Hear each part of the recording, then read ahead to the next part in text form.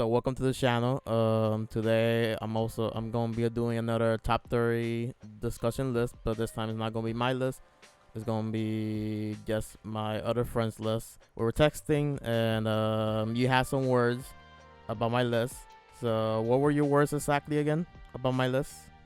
That you had some choices, some were some pretty hot takes, and you might be on crack.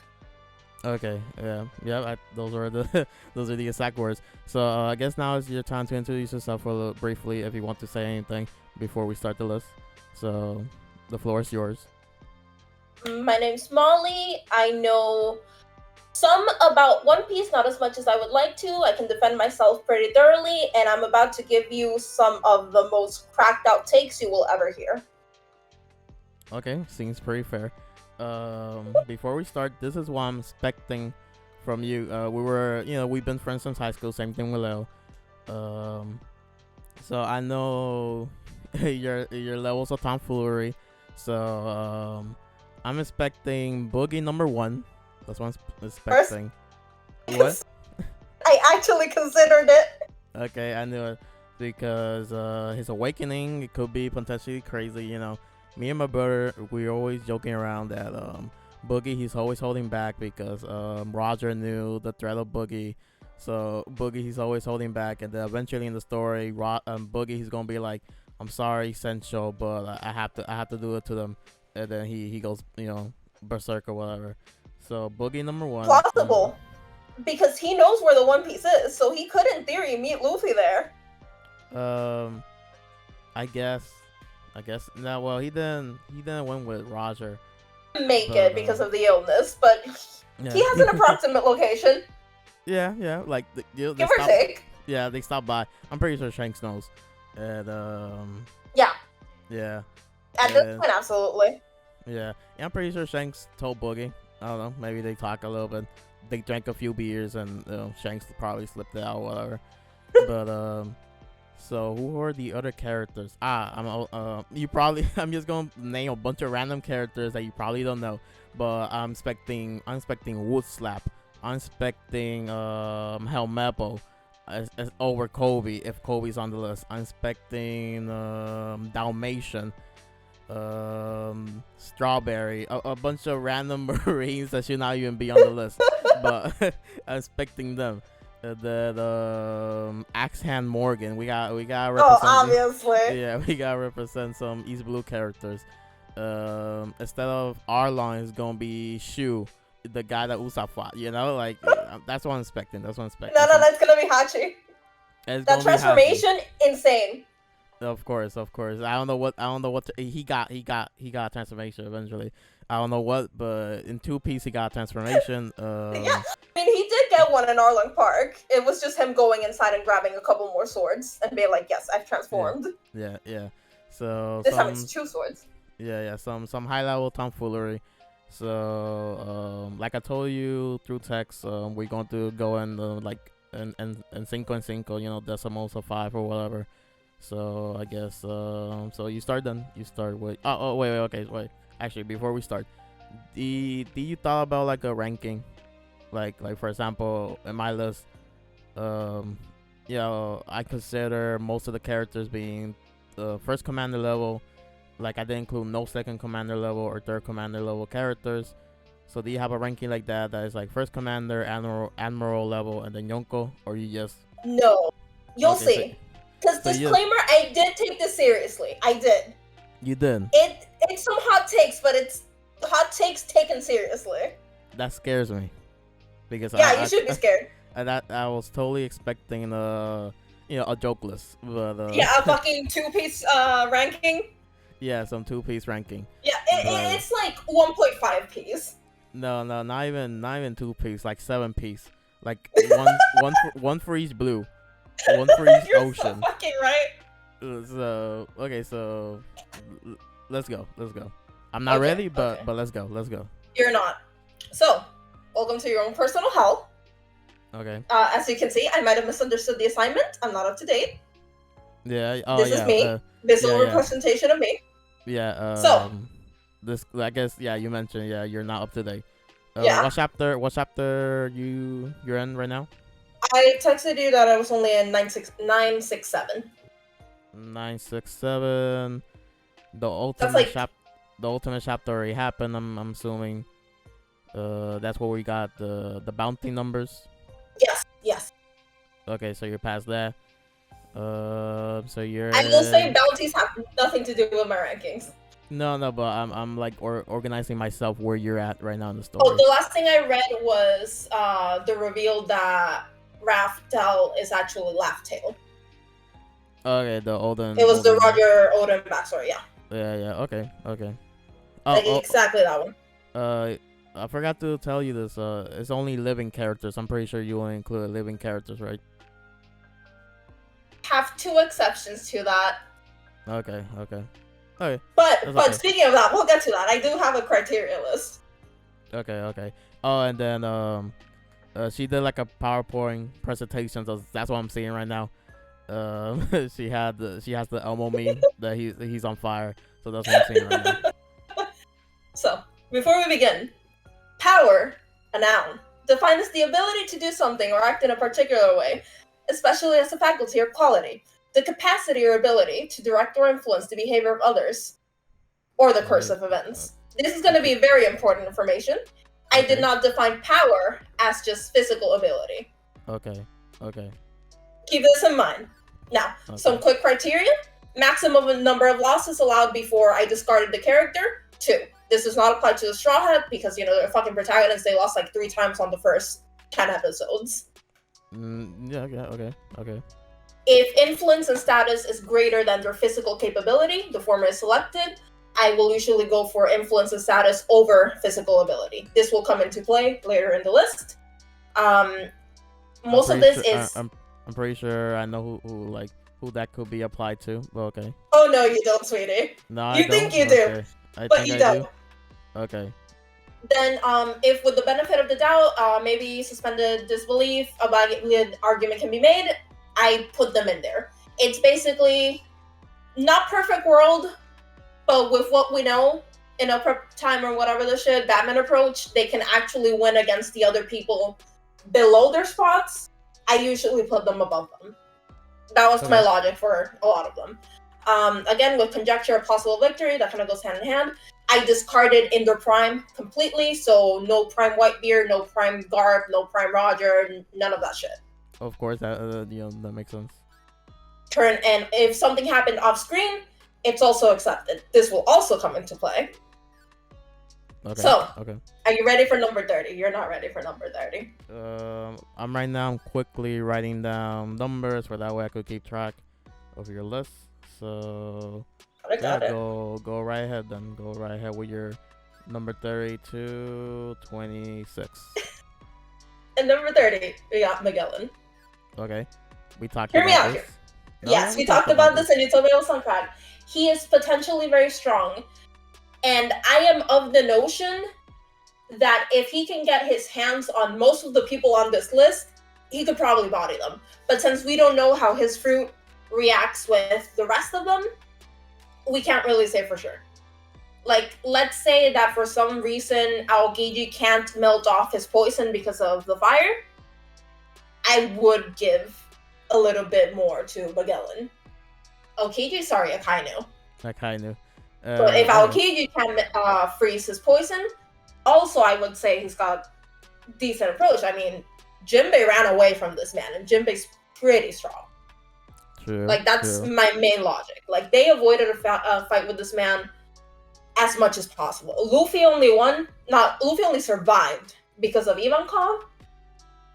And even though he's resistant to the poison, we haven't even seen Magellan's strongest attack. We saw some casual shit from him. Okay, that's fair. Like I told you, he's probably top 50. I strongly consider him for the 30th spot. The reason why I slowly started removing him is because I'm like, we haven't seen him use hockey. And for me, I think top 30 characters, they need to not be masters in hockey, but be very decent in it. So that's why if Ace was alive, I will not even include him in my top 30. I'm just gonna say that now. That's probably a wild take. Valid. But it is. But I will say that the reason we didn't see Magellan use haki is because the viewers weren't able to see haki yet. Oh, that's I true. would argue Yeah. that. Of course. But like also counter for do you say Magellan or Magellan? Not I say Magellan. Yeah, because recently I went. I'm like, wait, is it Magellan or Magellan? How I've been saying this all these years? But so Magellan. So like a counter for him being in 30 will be Luffy pre-hockey made this man go to his knees, like just with one attack. So that's like, like a counter Comatose. for him, to be in 30. I'm fine with it because actually other people included him in their list a little bit higher than 30, was like 26 around there. I think that's like reasonable. I think the highest I seen was like 26, and it's still kind of reasonable because of his devil fruit, since it's very broken, and basically everyone that he has fought, he's a walking W basically, like those every day. There's very few counters for it, because even with hockey, at some point the hockey's gonna wear off your skin, and that poison's gonna come into contact with you. It comes down to how long does Magellan's poison last on human skin and clothing. Because the second that hockey's off of your skin, you're kind of screwed, my guy. Yeah, basically, yeah, that's pretty much what people been saying. That's just theorizing, since we haven't seen hockey come and I don't into think play. we'll ever see Magellan again, because he's very impulse down centric. Yeah, and also someone pointing out this is like a counter for Magellan being top 30, is that he's active for only like 3 hours a day. The rest he's constantly in the toilet, since he constantly has stomach aches and all that, stomach pains and all that. So he's like only active 3 hours a day. People saying the reason why he should be top 30 is because he's the warden for Impact Down. And it makes sense for the warden for Impact Down to be like a really strong character. Yep. But a counter for that is that Shiryu was clearly, well, in people's mind, people think that Shiryu was clearly way stronger than Magellan. The only reason why he was in the war is because he was killing the inmates and all that, plot reasons. But yeah. He could be stronger, but can he survive the poison? I think Shiryu could strike Magellan like quickly, like a quick strike in there. Valid. Yeah. I stand by it. Yeah. At the end of the day, I'm okay with him being third, because I strongly considered other people clearly placed them a little bit higher than you, and I'm fine with that because of the poison and all that. So I'm fine with Magellan being 30. So who's your 29? It's Big News Morgan, baby. That's cap! That's cap! That's cap! That's cap! That's cap! Okay. Big News Morgan, baby. Why? The man, Big News? the myth, Are you the legend. Are you being serious? Why Big News I'm Morgan? being serious. I am being serious. The man, the myth, the legend, the man that can make anything real. Okay. If he says that you're God in the newspapers, congratulations, you're God. Alright, so this the part that you mentioned, that power. Yes, power is defined in multiple ways. Another thing, this man bodied someone from Cypher Paul without a scratch on him. Yeah, but it was, just probably dude was probably CP1 or whatever, like like a Cypher Paul. That's still strong people. Well, it's above average people. The only strong ones are really 9 and 8. Everyone else, they're like father, like we know that he can successfully defeat father. That's a point in my. He can successfully defeat father. That's a point in my favor. But it really just comes back down to influence. The amount of influence that Big News Morgan has. Like, it was 4 emperors until he said that Luffy was the 5th emperor. And then everyone considered him the 5th emperor. That's undeniable power. I'm just going to say, and now I'm pretty sure whoever's watching this, they clicked off. They clicked off the moment the moment you mentioned Big News More in number 29, I'm pretty sure they clicked off. No. They had to say. They had to know the magic of Morgan. Yeah, they go into the Taekwon. He got the throne. Wing Zero. This is a different guy. Wing Zero. He got the throne. I'm forgetting This is the other. where Two Piece begins. Yeah, this is where Two Piece begin. Okay, yeah, we can start adding to them and see where we get in the fucking layers of One Piece.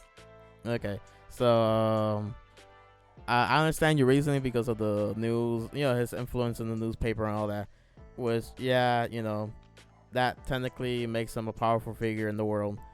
But I strongly disagree, of course, since I'm thinking in terms of if these characters fight each other, Oh, he gets half the people on my list get bodied. Yeah, okay. So I understand completely that Morgan gets bodied physically, but I will not diminish the amount of power that he actually has. Okay. So because I'm taking a different interpretation. Yeah, you're taking which is okay. I expected some tomfoolery, so Playing 4D chess over here. Yeah, some 4D chess. So I guess who's your 28 then? Dragon.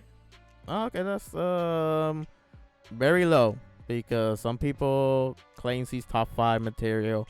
I don't think he's that guy. He's low because we don't know enough about his fruit, but we know enough about his influence. We know that he's a revolutionary, and we know that alone is insane amount of power. Okay. I know he's strong, but I'm not going with that approach. I'm going with the fact that he's part of the revolutionaries. Of course. He's the leader of the revolutionaries. Yeah, he is the leader. And in some translation, he is the most wanted man or the most dangerous man in the world. Leo, and in the previous top 30 discussion, I mentioned why I didn't have Dragon on my list because he hasn't done anything in the series. Well, anything like of note. Yeah, anything of note. And also, everything that he has done is like a L. Like he has gotten mostly L's because he was okay in his secret base in Baltigo. I don't know where Jesus Burgess, who I think is the weakest in the Blackbeard crew, shows up. Blackbeard comes in with a few good men. They wipe out the place. Now Dragon, he's sweating in Kamabaka 24/7 because everything that's happening in the world. So Portrayal wise, if he was on my list, he will be very low. Because portrayal wise, he's been getting a bunch of L's. Whatever happened to Sabo has him sweating buckets. So it's probably like a huge monkey wrench in his plan. Whatever happened to Sabo, at least whatever Morgan wrote in the newspaper, because we really still don't know what happened to Sabo. So I'm pretty sure he is top 30 material when it comes to strength. Because he has to be, Oda has been hyping. Oda has been hyping it up since East Blue. Like strength-wise, absolutely, I agree. Yeah, but I don't think he's that high. He's strong, top 30 material, but I don't think he's that high. I think currently. I have him not for strength, but again, influence. Yeah, I'm talking about me. I think current Luffy is way stronger than Dragon. Probably. Yeah, because if he controls the weather, his strongest attack is probably a thunderstorm, lightning storm. What is that gonna do to him? Nothing. Yeah, it's gonna do nothing, at least to Luffy. But another reason, I talked to Leo why I think Dragon he's the most wanted. Because like you briefly mentioned this, that it's because since he is the head of the revolutionary army, his goal, he's constantly going up against the world government. Like at least the Yonko, they're some, all of them, they want to be Pirate King, right? But they like to plan this out. They're okay ruling the new world. Like, yeah, they want to be Pirate King, but they're okay staying in the new world and just controlling that. But Dragon, he's always going against the world government, like constantly. So because of that, that's why the world government sees him as a bigger threat than like the Yonko. So that's why I think he's the most wanted man, / the most powerful, because he's constantly going up against CP agents and all that. Yep. And also his knowledge, the knowledge that he potentially has. Yep. We still don't know why he's a revolutionary, but he probably knows something. Knowledge is power, baby. Let him down this path. So I'm fine with Dragon on the list. Honestly, this is since you have Dragon on the list, this is very low for Dragon because some people have it, in top 5, top 6, top 10. Understandable. But again, I'm not taking that approach. I'm taking the crackhead approach. Yeah, the crackhead approach. But, that being said, 27. Okay. It's Vega Punk. Okay, because okay, I could see where you're going with Vega Punk. Okay, I want to hear your reasonings now. Why Vega Punk is in 27? He's in 27 because that man was sought after like la última Coca-Cola del desierto by the government. He has the power to create devil fruits. Perfect smile devil fruits, mind you, because of Momonosuke. Yeah, but in his opinion, it's a failure. We don't know why it's a failure, but in his people are theorizing that he called it a failure on purpose, so that they wouldn't chase it down. Because people are of the mind that he's still working like in the shadows with like the revolutionaries, or at least against the world government. Yeah, but that's just theorizing. Yeah, I heard that theory that he purposely lied because he knows in the hand of the celestial dragons and the world government, it will be a very deadly weapon. Everyone has a dragon fruit. You get a dragon fruit. Actually, they're overhelp in this bitch. Yeah. So, but it's because of his scientific knowledge, because of he has that power of creation. He can make cyborgs. He can make almost perfect looking humans. Not almost perfect, like perfect looking humans. That alone is extremely dangerous. And he also recently created the SSG, which in Fujitora he said that whatever the SSG is, we still don't know, but whatever they are, they're strong enough to eliminate the warlord system. So whoever he created in Fujitora eyes, in Fujitora eyes is stronger than Mihawk, Weevil, Flamingo, like all these Boa, all these top characters.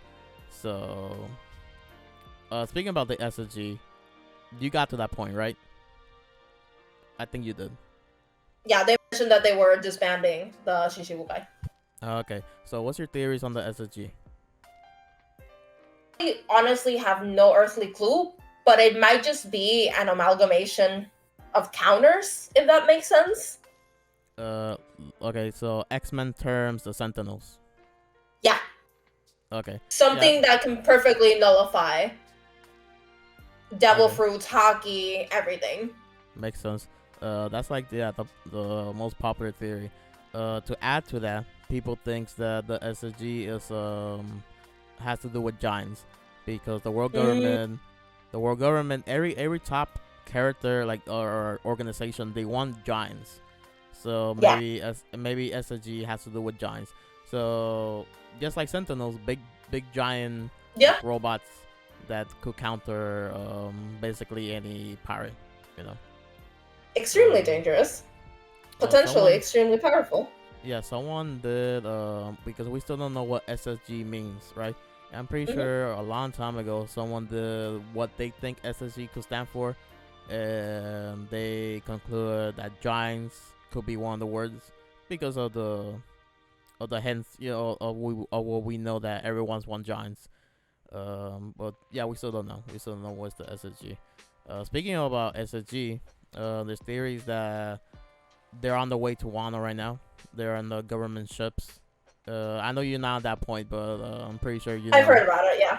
You know what's currently happening, that the world government, they're on their way to Wano. Yeah. To annex. Have you heard the crack? That Joy Boy is Sunisha? Sunisha? Yeah. People are theorizing that Joy Boy is Sunisha. I'm not sure if I heard that one. But I heard a bunch of other stuff, but I don't think I heard that one specifically. But yeah, the SSG, they're in the boats, and I guess the world government, they're going to use it for to show the Yonkos, to display the world that the SSG, they're ready to take on a Yonko crew. Lord, that's gonna be fun. Yeah, But to finish this discussion about the SSG, okay. So they probably send a bunch of them against the warlords since they want to capture them. So who do you think is going to get captured by the SSG? Generally depends on where the plot is at that point, which one would make the best plot point to capture. Like, thinking of it in a narrative sense, my bet really is on the one that would further the plot. Okay. One theory, well, this is the only theory, that Boa will be the one who will be captured, since she's an ex-slave, and the Celestial Dragons, they probably want her back, and this could tie. People are saying this could somehow tie to what happened to Marie Jones and Sabo. Luffy will hear about this, and he will probably want to backpedal to Marie Jones and help Boa, or maybe not Boa, but one of her siblings. Because like I mentioned with Leo, that I have Boa in my top 30. Yeah, I have Boa in my top 30. And then I mentioned to Leo that if Kobe wins against Boa, she's no longer in my top 30. She will be replaced by Kobe, because Kobe's goal is to be an admiral by the end of the series. Yeah. And if Oda really wants Kobe to achieve that goal by the end of the series, he needs to get a W. And right now he's fighting against Boa. And that's a pretty big W if he beats Boa. But on the other hand, Boa, she has been portrayed as this very strong fighter. Yeah. So if she loses against Kobe, that really what's the word I'm looking for? It really I guess diminish the hype that Boa has gotten, and it's a very bad portrayal for her, regarding her strength and all that. But it's whatever Oda wants to do. I don't know what he wants to do with this whole warlord thing. So that's like the only thing I heard, that Boa is going to get captured or one of her siblings. And then Mihawk, I'm sure he's going to escape. Boogie, because since he's Boogie, he's going to escape. Oda, he's been hyping Weevil up, so I'm pretty sure Weevil is going to escape. And who else? I think those are the current warlords I saw in the panels, yeah. Okay. So who's your 26? So what say? The girl say all of them together. Yes. As a unit. As a unit. Okay. Some people are probably gonna be picky because they really don't like putting a unit. Like, for example, the Old Man Trio. You know who I'm referring to? Rayleigh, Garp, and Goku. Some people, they don't like. I feel like that's different. Yeah. Because that's three very separated characters. Meanwhile, the Gorosei have always been presented as a unit. Yeah. There really hasn't been any individualism between them. Yeah. I'm really not one of those people. I'm okay with you putting the Gorosei as a unit.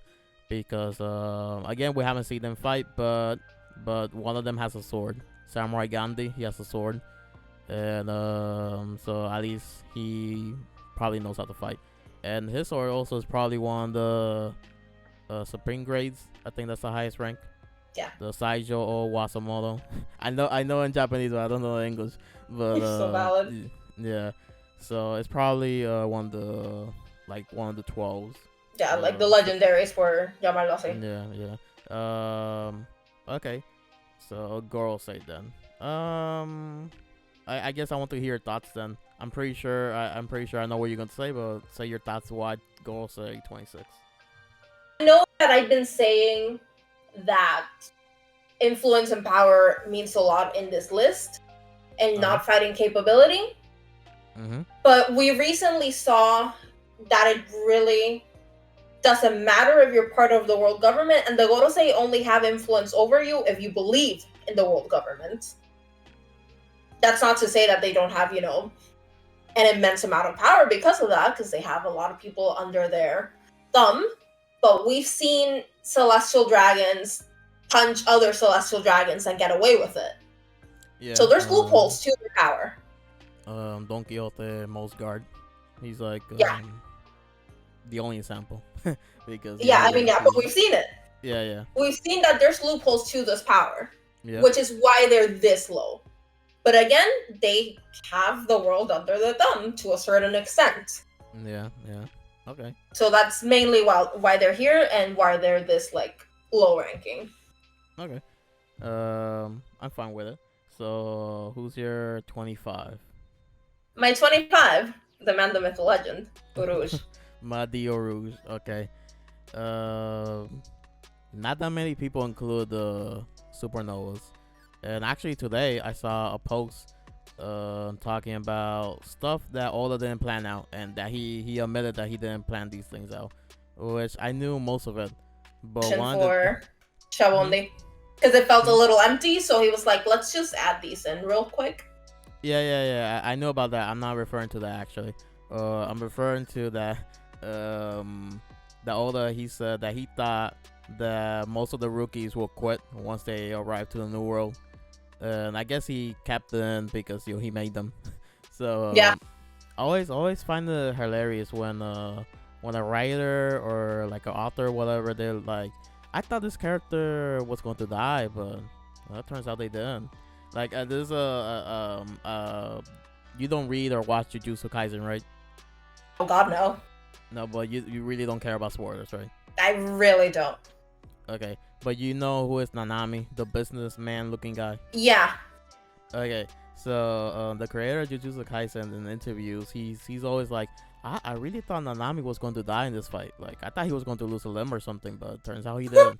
And it's hilarious. Like, you're writing the fight. What It's do you mean really you funny. thought? Like, what do you mean you That's thought he was? really funny. Yeah, but so Oda basically did the same thing with the rookies. Like, he's like, I thought they were going to quit, you know.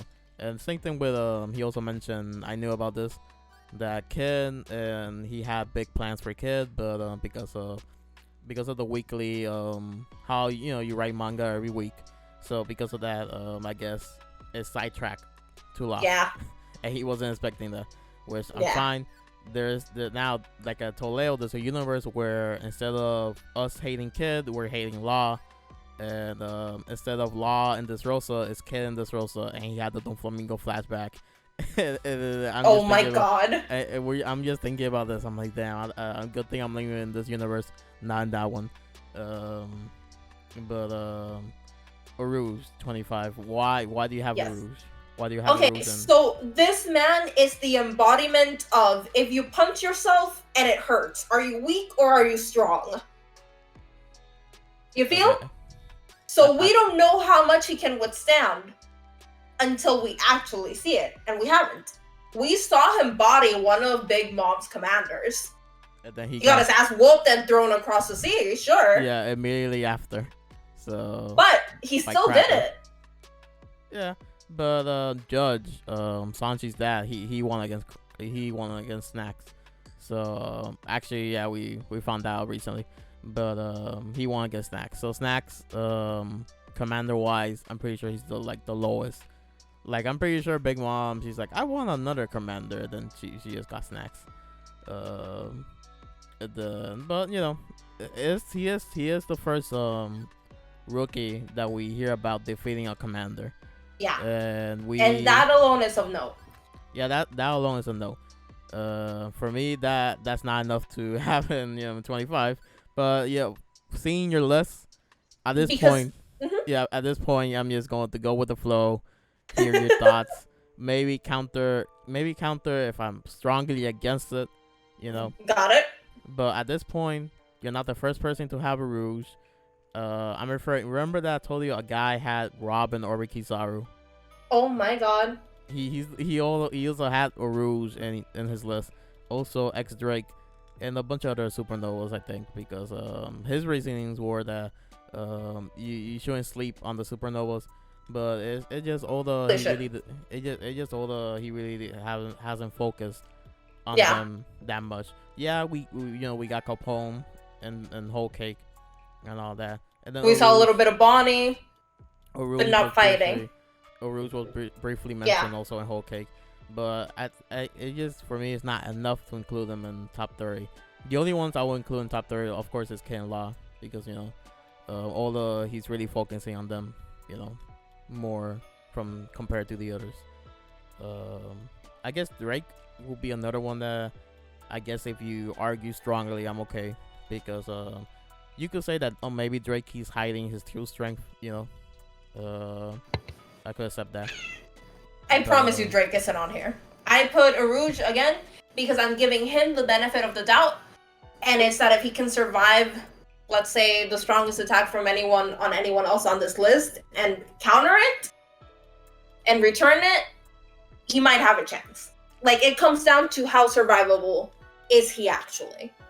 That's why I kept him very reserved down in the 25 spot. Because I think he has potential. We just don't know his survivability rate. Once that's revealed, we might have a better chance. Hopefully by the end of the last war, the big giant last war that will probably encompass the whole world. Hopefully by then or during that war we will get more of the other rookies. But hopefully. Hopefully. So but until then. Yeah. Until then, who's your 24? It's Useless Kid. Now hear me out. This used to be Lost Spot. Useless Captain Mid. Okay. Yes. I have him here not because of anything I've seen, like going forward. It's because of one thing and one thing only. The amount of strength that he had while he had Sea Stone cuffs. 100% Sea Stone cuffs. They were like 50%, but I get what you mean. 50%?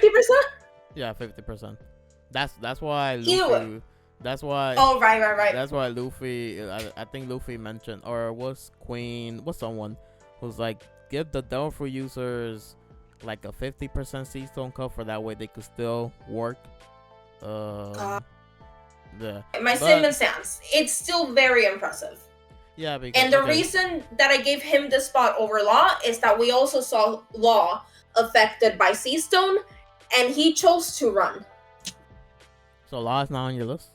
Law is not on my list. Neither is Sabo. I'm fine with that. I'm perfectly fine with that. Like, I don't believe in the Sabo hype either. You don't believe?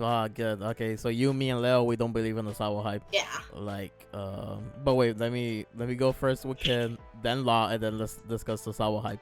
So, your thought process with Kid about the Sea Stone cups, makes sense because actually Luffy, he kind of got stronger because of that training.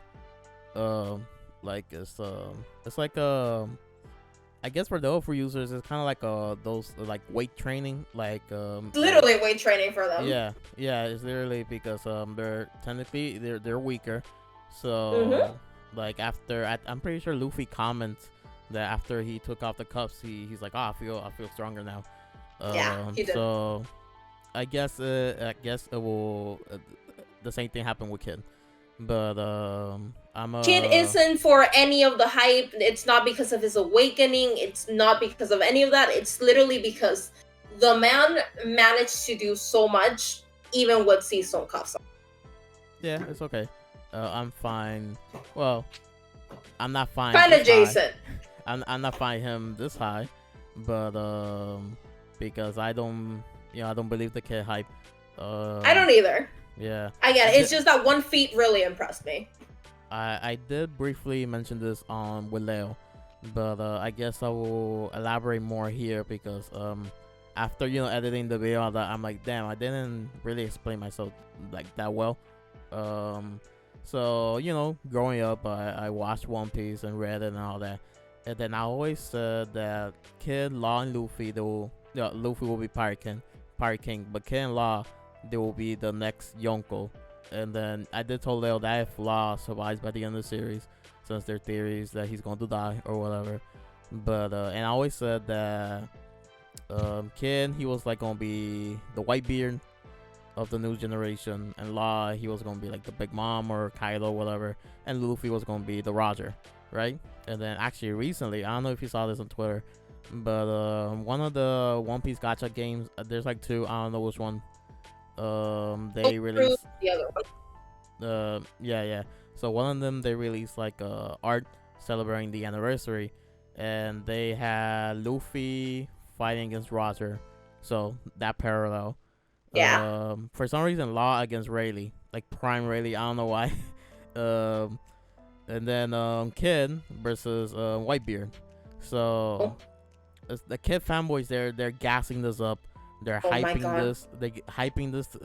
Remember the last time we met Yeah. and we talked about the Kid fanboys? Like they're a different breed. They're like Yeah, they really they're, are. They're built different. They're built special, all right. They're built special compared to the Zoro fanboys, and They both need their copium.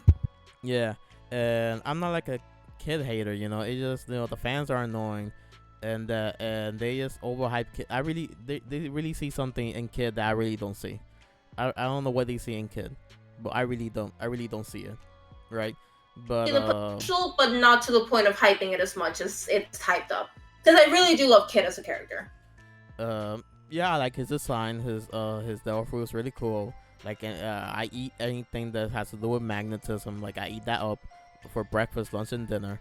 You know, but it just Kid. You know, if Kid was like Magneto, then like if his abilities were like Magneto, like strength, I'm like, okay, Kid, he will be a menace. But he's not on that level. It's like basic magnetism, you know. And then yeah, and his awakening is basically also basic magnetism. So I don't know what the Kid fanboys are hyping up, you know. But I had thought understand why it's not as extreme as it could be. Why they didn't go like the Risotonero route, and it's because One Piece isn't that graphic. Because if Eustace could handle, iron in people's body, that would be it. Yeah, I know. Like, for the sake of publishing, I understand why it's not going that direction. And it keeps to basic magnetism. Yeah, the Kid fanboys, they were saying, you wait until his awakening. He's going to take out the iron in your blood, you know. And one YouTuber, he's strongly against this idea. And good thing his awakening wasn't that.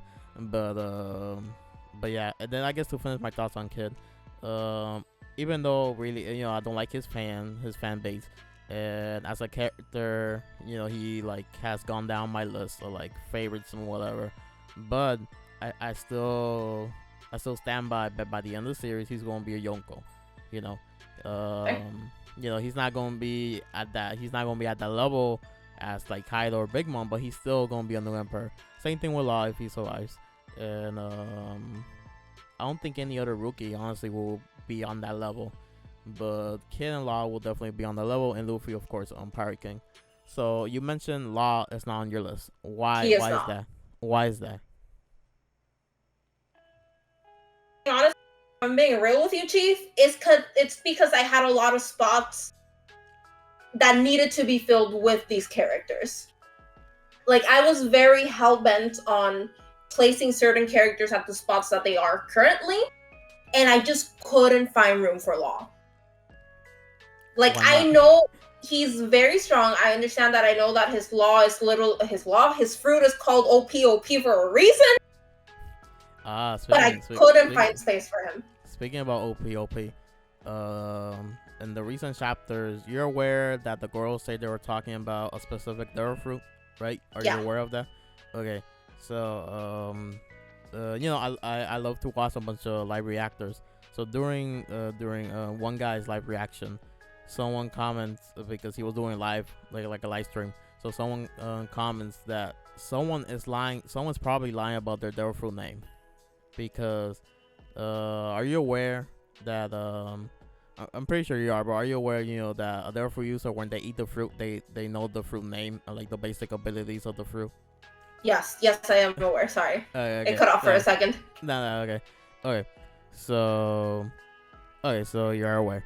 So the live reactor, he just went like thinking like, okay, Roger's base, by the way. So I'm talking about Roger's base. So he was like, okay, so who's lying?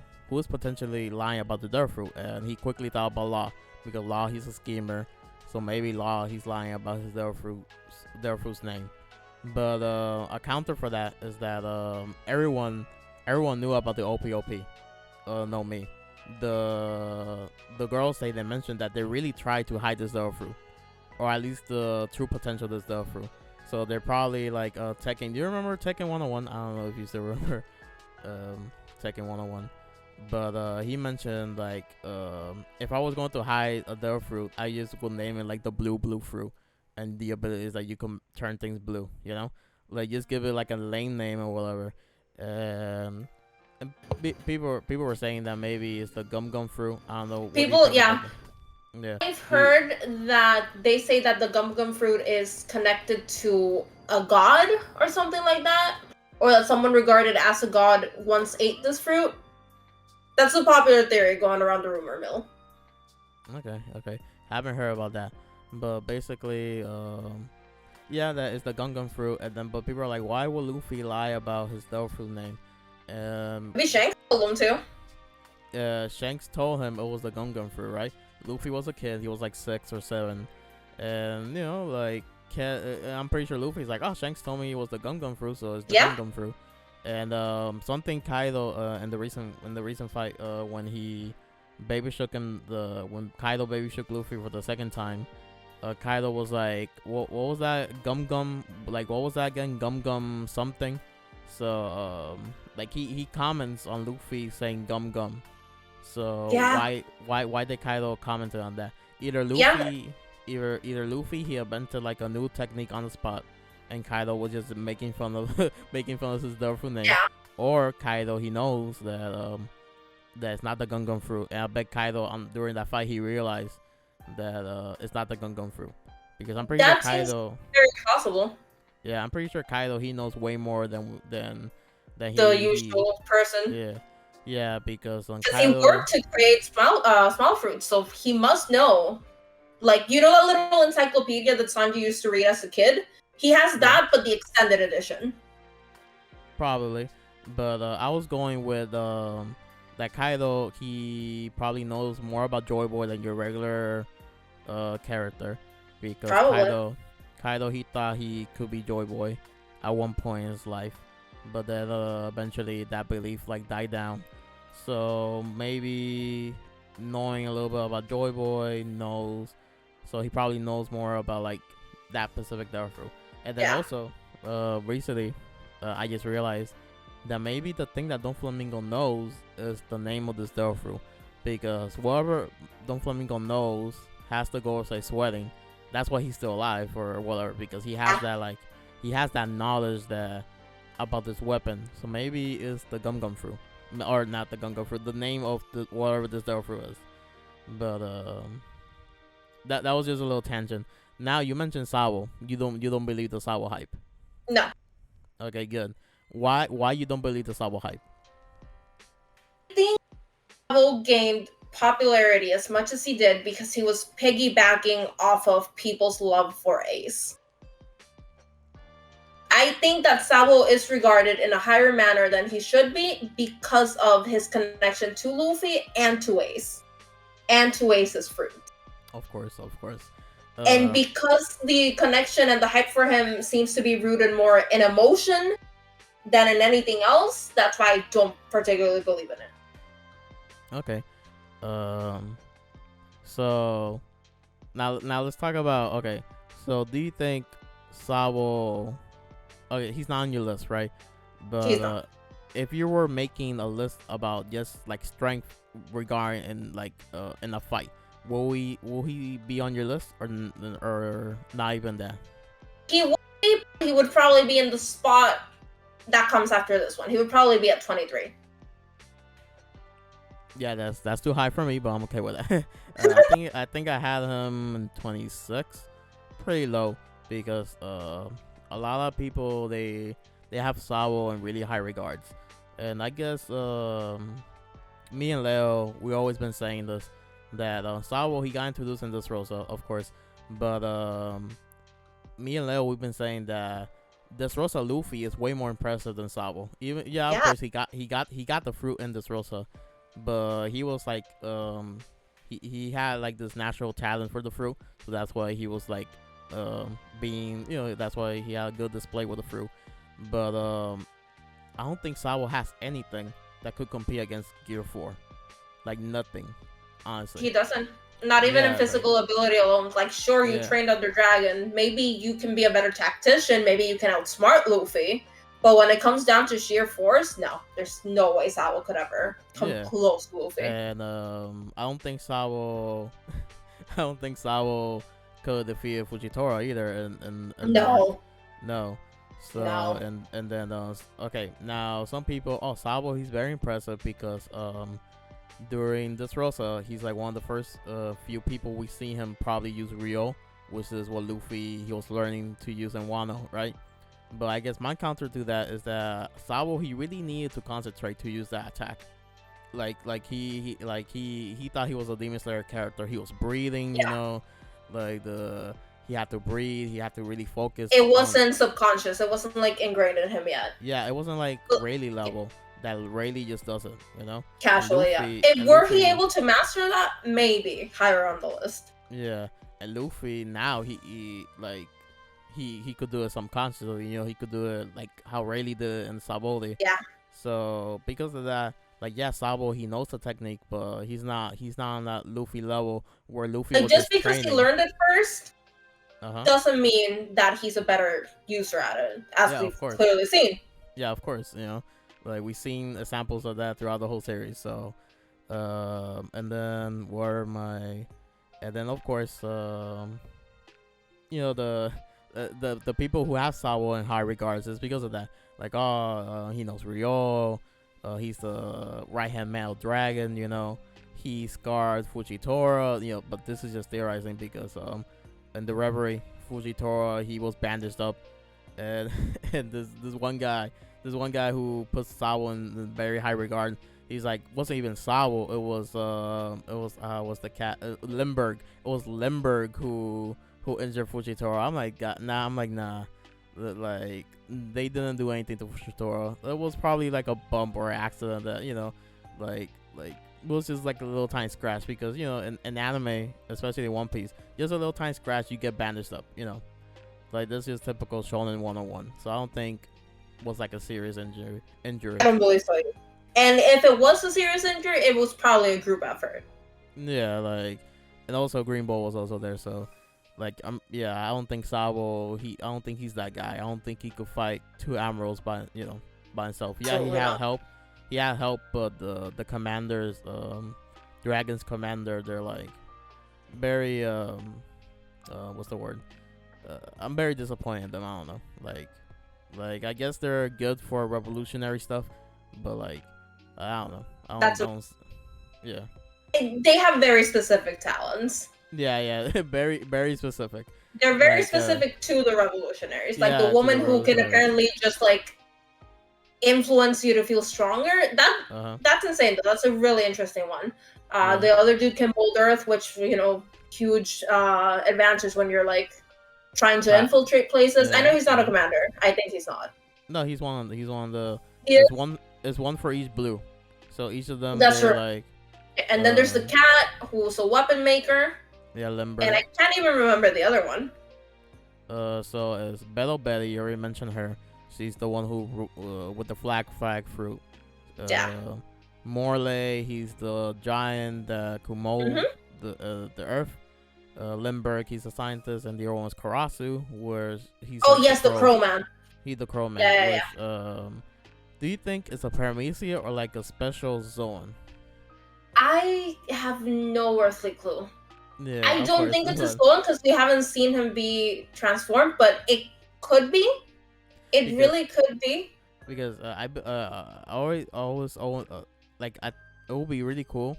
I think I thought about this before Karasu, I don't remember, but I thought it would be cool if there was like a special zones that instead of transforming into one animal, you transform into like the flock or like. Yeah, that'd be neat. So I was also gonna mention that we know that Chopper can talk to other animals, but that could probably comes from him being a reindeer per se. But on the off chance that it's not, and so on, users just innately gain the ability to speak to other animals. He could have just influenced the crows. Crows are very easy to train, actually. Crows are very possible to train crows, so that could also be an option. But I think in Chopper's case is because he's a reindeer. Yeah. We haven't seen any other Zoan talk to animals. But then to finish my thought on Karasu, so his love fruit will probably be like the tweet fruit model murder, you know? Oh, that'd be neat. That'd be fantastic, yeah. Yeah, so, but I guess So let's move on. That was like a tangent. Let's move on to 23. Sure. We got King. Okay. I'm seeing actual fighters now. Yes. But it took a while, but we're getting there. King. Upwards of this, it's pure fighters. Okay. So King over Kid. That's okay. I'm okay with that. Of course. Why? Where did I have King? I think I had King around this area, like 22, 21. So why King? Also, I just noticed this is the first commander. So you think King is like the lowest of the first commanders? And to that, actually, can I reveal number 22? Sure, so I can talk about number 23. I have Katakuri over King. No. Okay. We have a problem. Hear me out. Okay. My reasoning for this is Katakuri was defeated by Luffy. King was defeated by Zoro. And if I put King above Katakuri, this is implying that Zoro is stronger than Luffy. No. Okay. I'm complaining because Katakuri, he's so close to King. Like, he's right above King. That's just my only complaint. Because I think Katakuri.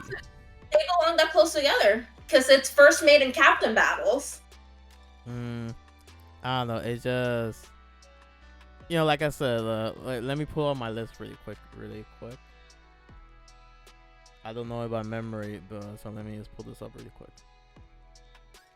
Okay, so like I said, my system was like 12 to 30. I think they're first commander level characters. Even though they're not first commanders, like, of course, Sanji, he's not a first commander. Jinbei, he's not a first commander. I consider them first commander level characters. So, to me, having King and Katakuri this close to each other, I'm not that okay with that. Because I see Katakuri, he's like a cut way above King. Like, everything that Katakuri has shown is, like, way above King. Like the master. I would agree. Uh-huh. But I have spots to fill. No, of course. I had very important spots to fill, and this is why they're this close together. I had a similar issue up in the list where I had two characters that should be back to back, separated by 2. Okay. But then I fixed it, and the opposite happened here. Okay, so let me see your 21 then. So, who's your 21? Marco? Okay, I'm fine with Marco being close to King. I just, what bugs me is Katakuri is like right there in between them. Yeah. Also, Marco over Katakuri, I don't know. Marco, he's a walking L. Like, one dude, I love this tweet. Sadly, I kind of look it up because I didn't bookmark it. But one dude, YouTuber, he tweeted, Marco is the only character that has consistently gotten L's, but people still hype him up to this day. Which, I agree because this is also where influence and power comes into play. Mm-hmm. He was the first mate of Whitebeard. Yeah, of course. One of the few men who could compare to Roger, which is why he's higher than these two. Because I regard Whitebeard as a little more legendary than Big Mom or Kaido. Of course. Yeah, definitely. Like, this is a battle of the Yonkos, essentially. And I know what to take to put Big Mom above Kaido here. But in terms of the Yonkos' first commanders, this is how I would rate them. Okay. So, yeah, I agree with King being the lowest. It's just, like, Katakuri between them, I don't know. Marco, since you mentioned, he's the Whitebeard's first commander. But I think at this point, everyone agrees that Whitebeard's crew wasn't based after strength. It was pretty much, you want to be the first? Okay. You want to be second? Talking about Ace? Okay, cool. You're the second commander, and so on and so forth. Like, I think, Olden, he's definitely an example of that. Yeah, it's definitely an example of that because he was the second commander. He was the second commander, and I don't know who was the first. Like, I don't either. Like, it's hilarious if Marco as a rookie was the first commander, but no, I don't think so. They were still bullying him about being too weak. Yeah, but it just we really don't we didn't know who Yeah, was we the don't know first. too much. Yeah. Yeah, so but it will be hilarious though if he was the first because Yeah. when Whitebeard was dying, there's this scene of him remembering his crew, of course, and was him, and then Marco shows up like right next to him. So people assume that Marco was really the first crewmate. So that's why he was the first commander, and he grew up. He literally grew up in Whitebeard's ship, which that's why don't say, people say that Whitebeard's ship is not like based after strength because Yeah. Whitebeard he wanted a family. So if Alden was But to be alive, fair, my list isn't based after strength either. yeah, of course, is influence and all that. Yeah. I'm just saying, I have to be I need to be in that myself power scaling, Yeah, of course. Yeah, but so I have to see who are your other characters before I could really start. You're not complaining. ready. Yeah, before I could really start complaining because if Karakuri is this low, everyone else has to be insane. But let's continue. You're not ready, buddy. Yeah, I'm not ready. Let's but go. Okay. Let's go for number 20. This is where Uh-huh. things get spicy. Yeah, really. This is where things get icy. Are you sure? Are you sure Big News Morgan Spicy. wasn't? are you sure?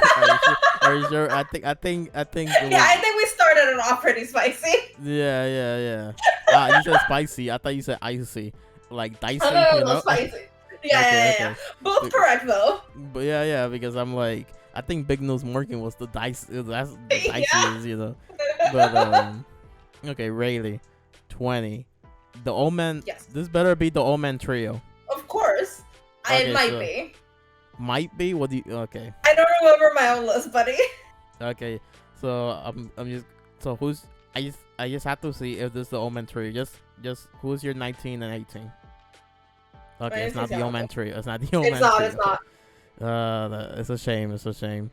Okay, so and then Yamato was 19, so Yamato. Okay. Alright, so Rayleigh. So you really think he's the weakest of the Old Man trio? He's the least influential of the Man Okay. trio, and I will also say that Sengoku isn't on this list. Sengoku's on the list? Sengoku's not on the list because he's practically retired. Yeah, okay. He Alright. doesn't hold the same influence as Garp, and I will say that Garp's influence is higher than Rayleigh's. Yeah, because the Marines, they're like, yo, Yep. Garp was like, I want to retire, and the Marines was like, no, we need you. Absolutely not. You're- Exactly. You're the symbol of the Marines and all that. This is But, another example of influence over power. But I have to ask, strength-wise, do you really think he's the weakest or the Old Man I trio? think so. Of the I Old Man think so. trio, I think Garp is the strongest, and I don't know if I could put Rayleigh or Sengoku above the other. Okay. I strongly disagree. Not strongly. I disagree. The Old Man trio, they're really hard to gauge because they're old and weak. As the years pass by, they get weaker and weaker. But like I say, I didn't mention this in the video. I'm pretty sure I didn't. But when I talk with my brother about One Piece and all that, I say that pirates, they're Oda always portrays pirates as the strongest bunch, So in the Old Man trio, I consider Rayleigh as the strongest character because Oda always portrays the pirates like a cut above the rest of the Marines. The Yonkos, the warlords, and all that. And then also Rayleigh, he's the Dark Lord.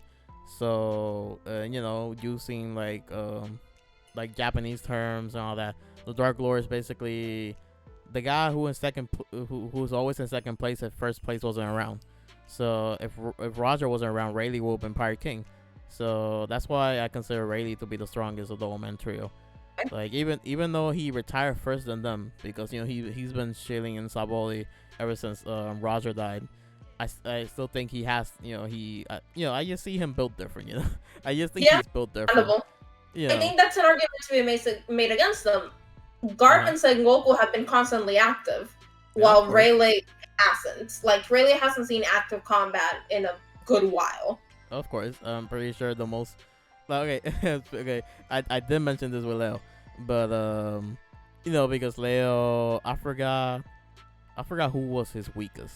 But when he brought up Sengoku, I said that I'm pretty sure the most Sengoku has seen ever since he became Fleet Admiral, combat-wise, is during the war, because I consider Fleet Admiral as a desk job, basically. Yep. So you're mostly behind the desk and you're doing paperwork and all that. So I'm pretty sure the most he's seen ever since he got that position is the war. Rayleigh, on the other hand, I'm pretty sure the most he's seen is with Sabodi when Luffy arrived against Kizaru. I'm pretty sure that's the most he's seen. And then Garp, on the other hand, he's always active. So, but still. Because of that, it's why I would regard Garp in a higher. Yeah. But still, I just see, I don't know, like. Yeah, understandable. For me, it's one of those things that I'm really not going to change my mind on this. It's a good feeling and you stand by it. Yeah, it's a good feeling that I just think Rayleigh is just built different. The pirates, the top tier pirates are just built different. Yeah, I can see that easily. Yeah, and then but Sengoku on the other hand, I understand why people think like Garp being the strongest, or Sengoku being the strongest, or Rayleigh being the strongest. I'm okay with whatever. I'm just saying why I think Rayleigh is the strongest of the three. And then speaking about Garp, I asked you this many times before, but since we were recording, I want to know, will Garp kill Kaido during the war? I think so. You think so? Okay. I think based on just writing alone, the man that deserves that kill the most is Garp. Like, Garp's been holding on to that resentment for God knows how long. Well, 2 years. Yep. So I really think we know how long. We know exactly how long, actually. yeah. But yeah, I genuinely believe that Garp deserves the killing blow against Akainu more than anyone else. In this series. Because he was close to doing it. Like, he literally had to tell Sengoku, hold me back or I'm going to kill him. Yeah. So I think narratively it would make the most sense and it would be the most satisfying. Yeah. There's the meme of like if someone tells you to hold you back, that means he's not that guy. That is a joke. But I just think in this situation, actually well, this will be a long tangent, but if you want to go that route. But I saw there's this theory, that who's like the leader of Sword and all that. So maybe, and the theory is actually that Law, he's part of Sword. Have you heard that one? I have. So, but the guy, he had to explain who he thinks is the leader and all that, and why he thinks Garp is the leader, why Garp creates Sword and all that, and that scene, like the guy interprets that scene a little bit differently than other people.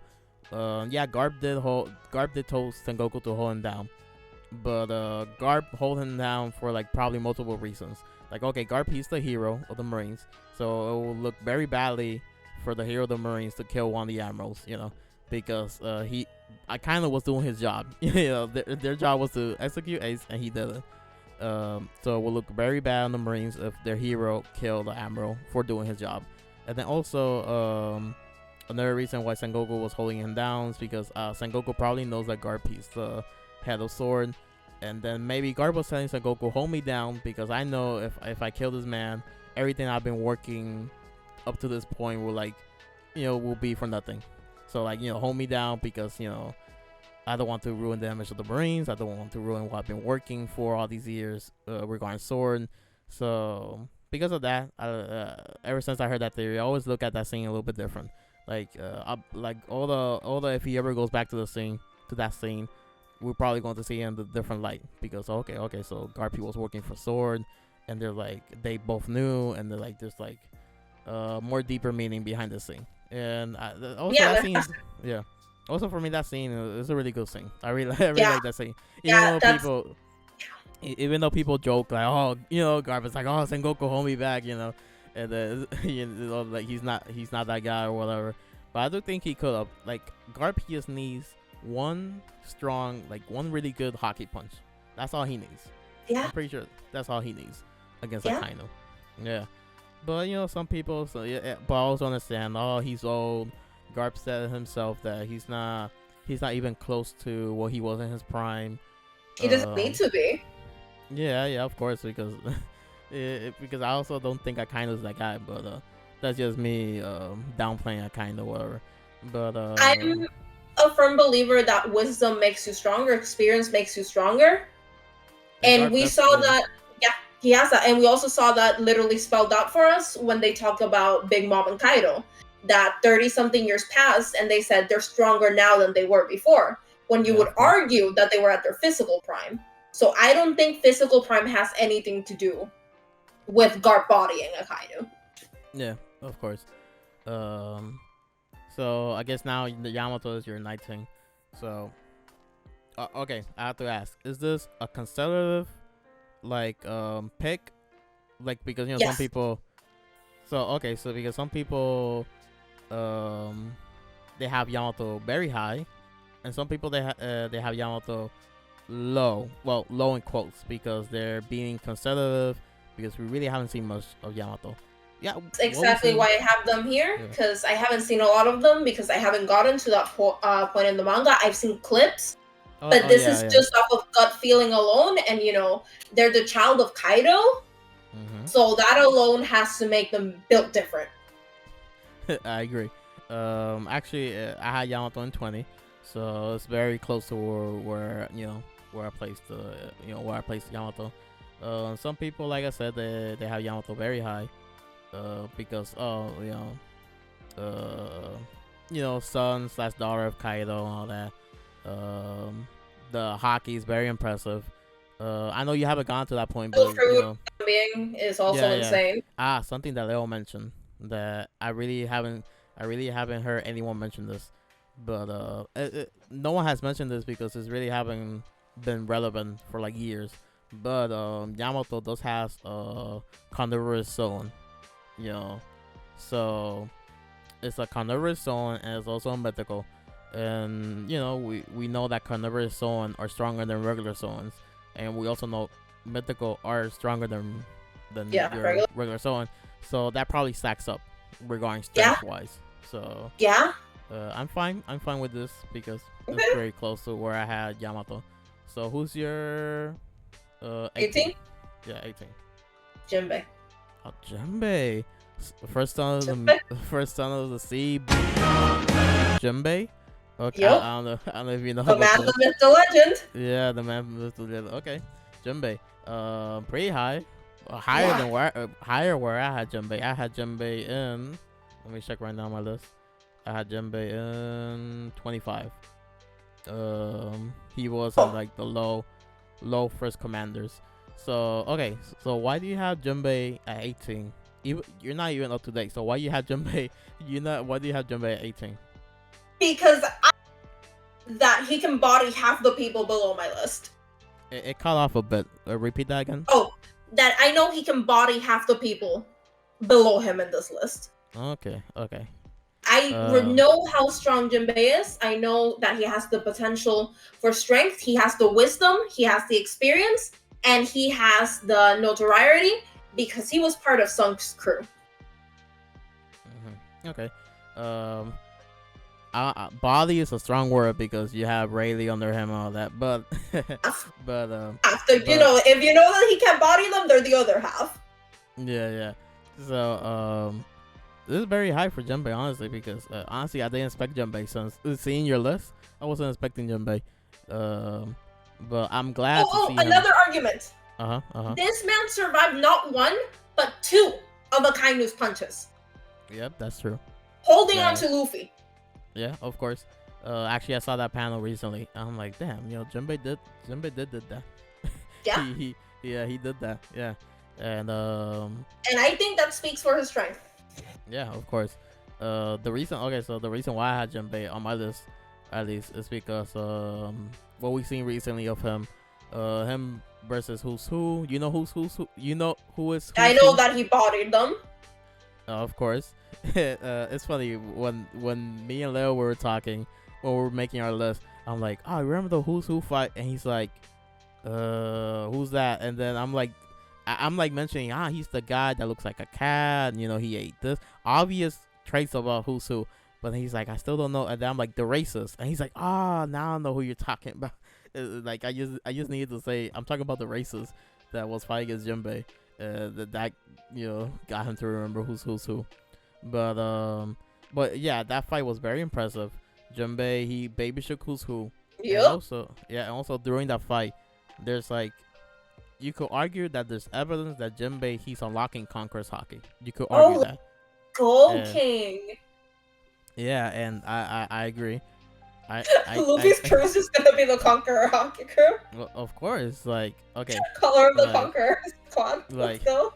like yeah, I mentioned this in the previous video, but I truly think that the Pirate King crew, they have to be a cut way above the rest. Yep. A cut way above. Literally the rest. cut from a different cloth. Insane.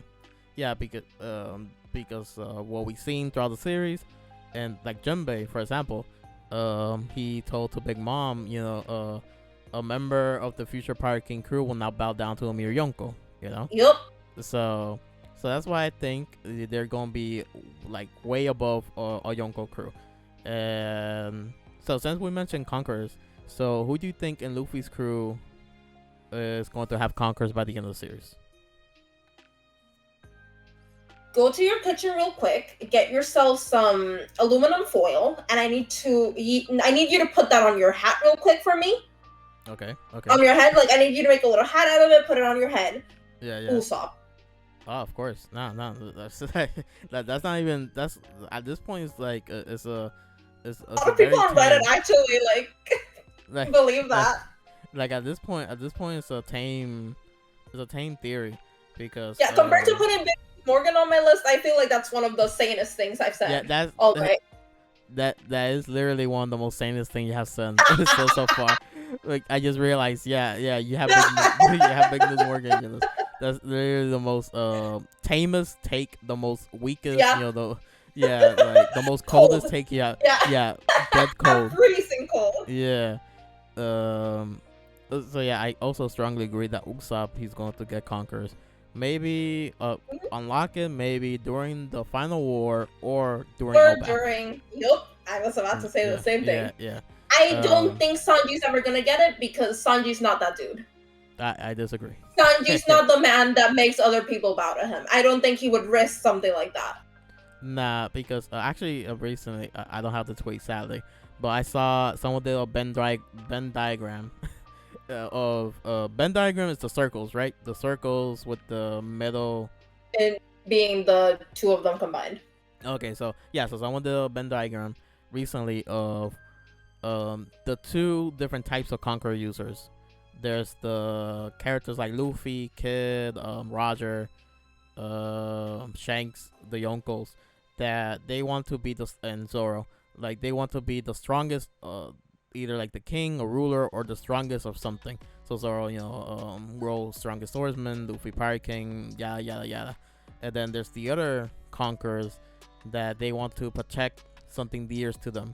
So like Whitebeard, You're right. Rayleigh. You're right. Ace. No, that you've convinced me completely. Ace. You have completely Karakuri. convinced me. Karakuri, that's also a strong one. I'm like, yes, Karakuri, he wants to defend his family, all that. He also wants to be the perfect older brother, but he also wants to defend his family. And then characters, the only two characters that were in the middle were Roger and Luffy. Yeah, Roger and Luffy. And, so Sanji will fall for the and it would be a perfect contrast to Zoro. Yeah, perfect contrast to Zoro. Yeah, okay, no, you've convinced me completely. Okay, that's good. I convinced you of something in this video. Yeah, completely. That's really good. Because now these are the Sanji haters, like why they think Sanji will not get Conquerors. Oh my god. Sadly, I didn't say none of these tweets. I should have, for we could discuss this. Yeah. But basically, it sums up. He's the cuck. I remember I follow this. I follow a bunch of people. I like to see a bunch of people's opinions about different topics. So I follow Zoro fanboys, Sanji haters, Sanji fanboys, Zoro haters, Kid fanboys. Basically the whole squad. Yeah.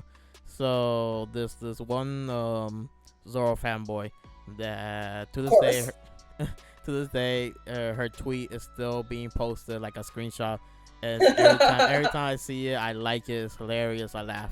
and she tweeted this was somewhere in Wano. I forgot where specifically, but she said Sanji, he's the damn cook, and that's all he's that's all he's going to be. He's not a fighter, so he should not be at Zoro's or Luffy level.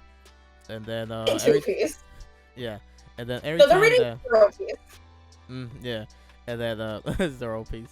So and then ever since Sanji has gotten this power up, there's this guy on Twitter named Patrice. He's not a Zoro hater, but he hates the Zoro fanboys. So every time when a Zoro fanboy tweets something dumb, he screenshots it, and then he tweets, and then he posts a tweet whenever it's relevant. So like for example, every now and then he reposts that specific tweet, and then that's not all. Right next to the tweet, he places an image of Anthony Mackie, Falcon from Falcon and the Winter Soldier, him doing the face. You know what face I'm talking about, right? Yeah. So it's always the tweet and the face, and it's hilarious. But he's a kid fanboy, so he opinion was valid. Yeah, opinion and valid. And he was one of the dudes who were like hyping the drawing that I told you about Kid versus Whitebeard. He was like hyping that up to no end. And I'm like, I really don't see what you see on Kid, man. But you do you. But going back to the Conquerors thing, that was a sidetrack. Going back to the Conquerors thing. So I say this is gonna be Luffy's Conquerors user in the crew. So of course Luffy, Zoro, Sanji, Usopp, Jinbei, and Yamato, because Yamato will join the crew. Firm believer of that as well. Firm believer. What do you I think? agree. Okay. Yeah, so those gonna be his Conquerors, and that's a lot. Like six Conquerors, but out of 9. Insane. 6 Yeah. out of 9. Yeah, 6 out. No, because Yamato will join. Right. Jinbei. Quick maps. Yeah. Yeah. But so that's a lot of them, a lot of Conqueror users, and was it Kaido? Yeah, Kaido.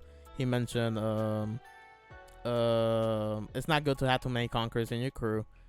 Speaking of, King hasn't used Conquerors, so I wonder if he doesn't has Conquerors, but that's just a little thought that I just had right now.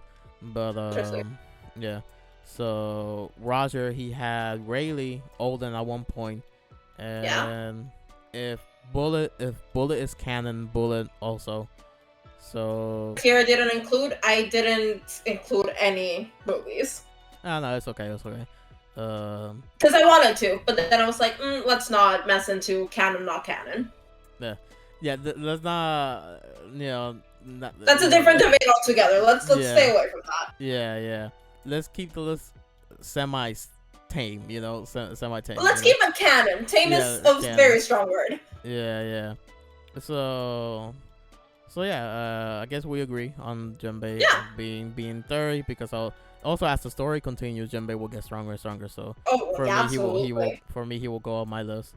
And something I mentioned this with Leo, that have you noticed that every time like a villain or like a strong character joins the Straw Hat, they get weaker. Basically, they get weaker. Yeah. It's like a RPG when the insane. boss, when the boss joins you and they do 9 damage instead of 900. Yeah, because Cuddy Flam, Frankie, when Frankie was Cuddy Flam, he was putting in work. Insane. Robin, as Miss Off Sunday, she was putting in work. Jinbei, and then Yamato, the same thing will happen to Yamato probably. Yeah, sadly. Okay, so now now who's your 17? 17 is Sanji, and it hurt me. It hurt you? Why? Why it hurt you? It hurt me to put the man that I put above him. Who's above him?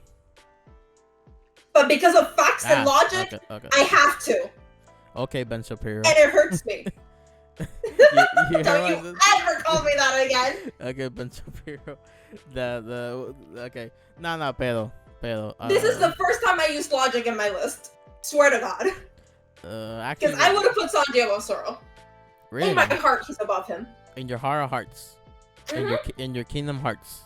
Yes, absolutely. Because of power of friendship, Sanji is stronger. But no. Far, Zoro has more impressive feats than Sanji, I'm sad to say, but that's how the story's written, so I can't really argue with that. But that's not to say that Sanji's weaker. They're even, but he's always shown as weaker. Because the thing that happens, and the reason why people bully Sanji so much, is that he gets bodied half the time. Yeah. But the reason he gets bodied is to show how strong the enemy actually is. Because Sanji is not weak. No, But because he's every villain's, punching bag, Zoro sweeps in and just, takes the glory. Or Luffy comes in and he gets the W. Yeah. Sanji's always taking the L's because somebody has to take the L to show how strong the enemy is. And that makes me very upset because I know that he has so much potential. But because Zoro's the, vice captain, right-hand man. He's also, his official role in the crew is the commandant. He's the fighter. So, and because of that, Sanji's always going to be one step below him. Like, we're never going to see Sanji equal to him or above him because from title alone, Zoro has to be the stronger of the duo. Yeah, of course. So, honestly, because, like you said, it makes sense. Like a Toleo, Zoro will always be above Sanji. Now, I think they're equals. Like, they're should be equals. Yeah, they because like this one Sanji fanboy, Light thing, he's been saying that Sanji, he actually nerfed himself during Wano. Like, yeah, he got this insane power up, right? And just threw it away. But yeah, because he got the race suit, and then after that he got the we talked about this, the body modifications, the last time we met, that he got this insane power up. Since he destroyed the race suit, he actually nerfed himself because like we mentioned, hockey plus race suit plus his body modification, he's literally built different at that point. And they had to take that away because that would make him one step above Zoro. But narratively, that cannot be the case. Yeah, that will never be the case because Zoro is always portrayed to be stronger than Sanji. Yeah, he's the right-hand man of the future Pirate King. Sadly, he has to be one step above Sanji every step of the way. Yeah. But I do say they're equals, even though he nerfed himself. At this point, they're equals because Zoro, he still hasn't mastered Emma yet, but Sanji also has to master his body modifications. Yep. Speaking about that, do you notice? Oh well, you're not today, but you probably seen panels or like the Reddit or whatever. Do you notice that after the Queen fight, Sanji eyebrow went back to normal? Yeah. Yeah. So do you think this? Do you think do you think the transformation is over, and now he has his emotions, but he has the modification? Or do you think the modification is like a transformation and he has to activate the transformation to have the modifications? Think that it might just be ingrained in him, that it might just be a passive thing, but it will not be as strong as were he to use the raid suit, if that makes sense. I guess it makes sense, yeah. I don't think it's something he has to activate. I think it's something that he's always going to have, but instead of having it at 100%, he's going to have it at like 75 or 50%. Okay. But do you think he will... So, if the eyebrow goes back, so you're saying he's at 100% when the eyebrow goes back to like the Smokes? I would think so. Okay. I see that. And then, so yeah, honestly, I'm okay with Zoro being above Sanji. Yeah, okay, let me check. Yeah, in my list, I had them at 19 and 18. Sanji 19. Because in my list, I had Yamato as the gatekeeper for the 20 above. So, and I noticed that you have Sanji and Zoro above Yamato. So that's telling me that you agree that if Yamato does join the crew, they will be stronger than Yamato, right? Yeah. Okay. Absolutely. Because this one of people like a small portion of the community complain is that in Yamato those joins, they like the power dynamic of the monster trio. Yeah, people will not shut the fuck up about that. Okay. Yeah. And I don't agree with it. They're the monster trio, and they're always going to say the monster trio. It does. They say that about everyone that joins the crew. They said it about Robin. They said it about Frankie. They said it about Brooke, and they said it about Jinbei. I don't think. And every single time they've been proven wrong. I don't think about Brooke, but Jinbei, yeah. Robin, I guess because Robin was very impressive at that time. Who was the other guy? And Frankie, because Frankie, Cutty Flam, Cutty Flam was putting in the work. But and then they're saying that with Yamato also. But yeah, They've been proven wrong, and they will be continued to be proven wrong. Yeah, like you said, like they always been proven wrong. Okay, so now, now that you going with actual fighters, so far so good. I'm hoping it stays like this. Don't get excited. So who's your 15? Who's your 15? 15 is Luffy. Ah, very low. We're in the center. Very low, but okay. He's in the middle. It's literally the middle. That's still low. That's yeah, it's mid-low. Mid-low, even though it's exactly the middle. Yeah. Okay, so this is not my take. I just want to hear your opinion on these different takes. So I placed Luffy at 11, right? So some people, they have Luffy at top 5 or top 3. What do you think about that? I disagree wholeheartedly. I also strongly disagree with. I disagree wholeheartedly until he defeats everyone that's above him in that list. Okay, so who's your 14 then? Mihawk, right above Luffy. Okay, so so these. Because now we get to really dodgy territory. Dodgy. Big News Morgan. Okay, listen. I stand by Big News Morgan wholeheartedly. Yeah, but I guess I guess that's gonna be my ammo now from here on out. Big News, for every opinion I have, Big News Morgan. Big News Morgan, 29. It's like Taekwon with Green Bull. My number 30. Yeah. My number 30 is Green Bull. Yours is my number 29 is Big News Morgan. Yeah, but obviously. Yeah. So okay. So but Mihawk. Okay. So do you think by the end of Wano, Luffy he's gonna be over Mihawk then? Yes. Okay. So you're one of those. Okay. My reasoning is that everyone above Luffy he cannot defeat at his current points. As far as I've read. Yeah, as far as you read. Okay. Because I think that if he can beat Kaido, he can probably beat Mihawk. Oh yeah, but it just Luffy has gotten a lot of help against Kaido. Kaido has taken no. Well, he took like a couple minute break, but he literally hasn't taken no break ever since the war. Ever since he started fighting against the 9 Scabbards. So thing about Luffy, Luffy can only get so far as his help grants him. Luffy is not a solitary protagonist, he is a teamwork protagonist. So I don't think we're ever going to see a fight or an encounter where Luffy does things on his own. Except with Shanks. No, I disagree. Because Luffy... You think so? You think so? Go on. I disagree because... Well, I agree that, yeah, okay, so I disagree with the part that Luffy will not have like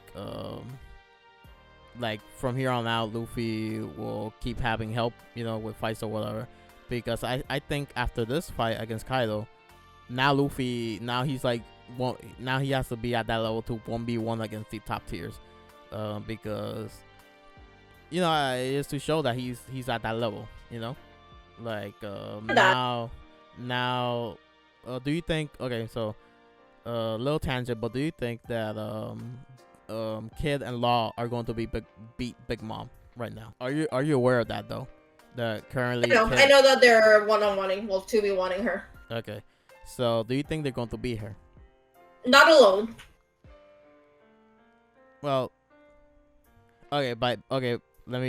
so by beating her, I mean that she's going to lose her Yonko status, or probably get killed, or like she's gonna be beaten to the point that we're not going to see her again. That's what I mean by beating her. So because my theory is that they're not going to beat her. They're actually going to stall long enough for something to happen in the plot that she has to leave. I agree. it caught off for a moment. What did you say? That I agree. Okay. So since you agree, do you think Luffy's gonna fight against Big Mom after Kaido? No. No. My partner asked me the same question, and I don't think we'll ever see Big Mom in combat again. Really now, even though Luffy has said time and time again that after Kaido, you're next Big Mom. I feel like the window to fight Big Mom is expiring fast. What about an Elbaf, since that's the theory that... Yes. In Elbaf, I think it's not gonna be Luffy that takes her on. So who's going to fight her then? Because no one else is gonna be at that level. I think. I don't know. We haven't seen her strong. Tinfoil hat on for me. Okay. I think it's going to be Jinbei squad, and by Jinbei squad I mean the weak trio. The weak trio. Because Usopp deserves that W. Okay, I'm just. And if they're in Elbaf, this is gonna be Elbaf's arc. This is gonna be Usopp's arc. Usopp's arc. And I feel like this is the arc to have them shine that way. So instead of CKK, it's gonna be UK. Yeah, UKBM. Yeah, UKBM. Okay, I'm gonna stop you now. Not alone, obviously. Yeah, but nah, I'm just gonna stop you now. I think Luffy does has to fight at least someone as strong. Okay, this how I see. If they go to Elbaf, there's probably gonna be someone stronger than Big Mom. Nah, well, I think so wholeheartedly. We don't know a lot about Elbaf.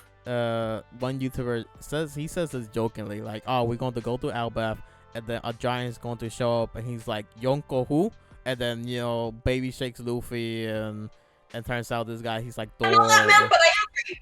This guy, he's like Thor, and then he's like Yonko who, and then baby shakes Luffy. But well, I don't know. But encounter someone stronger than Big Mom and Elbaf. Don't at me. Okay. But okay, so I guess let me give my thoughts how I see the final portion of the story going down. So Luffy defeats Kaido after a bunch of help, right? And then we go to Elbaf, and then we fight against Big Mom there. And then this is where Big Mom's story ends. She may show up in the final war. I still see Kaido, if he doesn't die, so of course, and Big Mom. I still see them maybe showing up in the final war, because maybe my theory is by the end of the Luffy versus Kaido fight, Kaido, he's going to realize that Luffy, he's Joy Boy, and that maybe Kaido will low-key support Luffy after that. Like, not 100%, but he deep down, he'll back him up at least. He won't get in his way. He won't back him up, but he won't get in his way. Yeah, and then same thing with Big Mom. I see something similar happening with Big Mom, because I heard a bunch of theories that maybe I just remembered that people throughout all these years, they've been saying Big Mom, she's gonna be an ally by the end of the series, and I see that happen. The window to them fighting is expiring because she's on her way to become an ally. Yeah. So I see during Elbaf, Luffy fights against Big Mom 1-on-1, and that to tell the audience, okay, Luffy now he's ready to fight against a Yonko 1-on-1. And after this, he maybe meets up with Shanks, or Shanks is the absolute last. Yeah, but it just there's theories like Blackbeard kills Shanks, or Luffy meets up with Shanks, and they have a Davy back fight, or Luffy meets up with Blackbeard, they have a Davy back fight, or they. I feel like Luffy's gonna meet Blackbeard because I am of the opinion that Sabo was captured by Blackbeard, because there's a panel where he said if the Marines are gonna get him, we might as well go ourselves. Yeah. Well, so I think Blackbeard captures Sabo, and that's gonna be Luffy's 1-on-1 Yonko fight with Blackbeard. Well, to get Sabo back. Yeah, to be specific, he didn't say him. He said it. So people are theorizing. In the scan that I read, it said him. So yeah. Rip. So, but people are theorizing that since he said it, so maybe Sabo's dead. The devil fruit. Yeah, he's referring to the devil fruit, or he's referring to ancient weapon, or he could be referring to anything really. Since I really don't think that the one-on-one fight is gonna be until he meets either Shanks or Blackbeard. Okay. I understand the thought process of yours, but it is I really think that Luffy he's already like he needs to be at that point, like after Kaido's There's implication that he isn't. Like even if he is at that level, like I said, Luffy isn't a solitary protagonist. Why is he gonna deny help if he doesn't need to? But it just I think we're reaching the end of the series, so he has to like eventually he has to get to that point. I think he will. He will reach that point after the Kaido fight. Like at that I point, think so too. Like at that point, he will probably awakening. Yeah. He will awaken his Devil Fruit. Maybe learn a little bit more about like during the Kaido fight about Haki awakening. Like I'm pretty sure Kaido, like during that fight, Luffy's gonna get a major power up after this fight. So the readers will know that he's already at that level. And Oda's been very show not tell. Yeah. And I feel like the equivalent of telling us would be having him one-on-one Big Mom. Yeah. I feel like the implication alone could be enough. Okay. Nah, I don't know. I'm pretty sure a bunch of people are not gonna be happy with that. Me included. Like I need to see Luffy versus Big Mom because he has said it so many times throughout the series. Like ever since Fishman Island. Like ever since Fishman Island, Oda been hyping Luffy versus Big Mom. So I think it has to happen. Like a scuffle, maybe. I don't think it would be a serious fight. If it does happen, I don't think it would be a serious one-on-one. Okay. So and then so you have Mihawk at 14. Oh yeah. Yeah. Okay. So who's above Mihawk then? Garp. Okay. Garp the Fist. Okay. Yes. This is Admiral territory. Not Admiral. But like getting to Admiral territory. Also Mihawk. So Marine territory. So you don't think Mihawk is Admiral level? I don't think so, actually. You don't think so? Okay. I feel like Mihawk is one of those characters that's also kind of overhyped. Okay. So you're one of the people that you look at that. You're one of those people that will be constantly posting Mihawk versus Vista, like oh, this is a clash between equals, Mihawk versus Vista, or like Mihawk, who else? Or Mihawk, he couldn't cut Luffy during the war, fraud, a bunch of other Mihawk haters, stuff like that. I call myself a hater. It's just I don't believe in the hype. No, but I'm just saying typical Mihawk hater stuff. What they typically say. Mihawk is a fraud. I know he's strong. But not as strong as people make him out to be. And I think that the reason people make him out to be that strong is because of the mystery he's shrouded in. Because we haven't seen a lot from him. And because we haven't seen a lot from him, that leaves a lot of room for the imagination and a lot of room for potential. And people are taking that potential and they're maybe blowing it out of proportion. Okay. I have him over the Admirals in mind, which I'm pretty.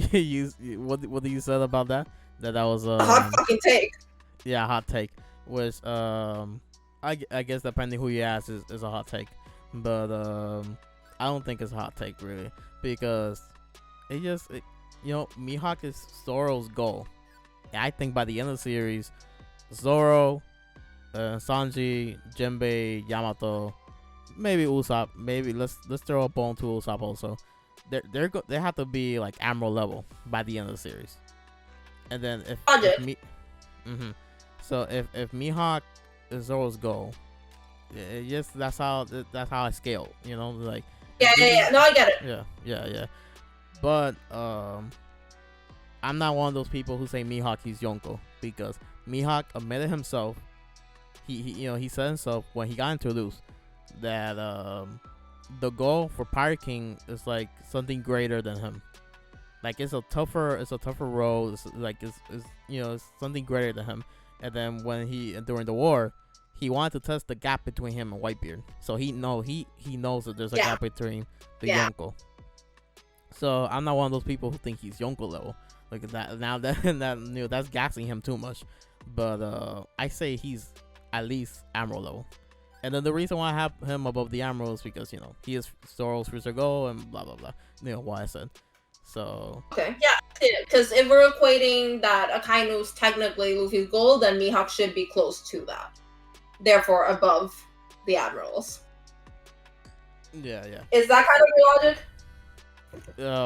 I don't see. Well, you said Luffy, like Akainu. What was For it the sake again? of the example. Yeah, for the sake of the example. But I guess for the sake of the example. So now you have Garp over Mihawk at 13. Yes. Okay. You say you didn't have Sengoku. So who's over Garp then? Fujitora. Okay. And this is where status. This is where what? Status comes in. Okay. Garp is not an admiral, which is why sadly I have to put him below him, because I have a pattern here, and my pattern dictates that Fujitora must be above Garp, because Fujitora has more influence than Garp because of his position. But I do think Garp is stronger than Fujitora. Well, okay. Garp. He doesn't have the admiral title, but people do see him as an admiral. Like they really do respect him. And he's what was it? The god? No. Who? He had a very important title, Garp. Yeah. Nah, he's his title is the Fist. Garp the Fist. No.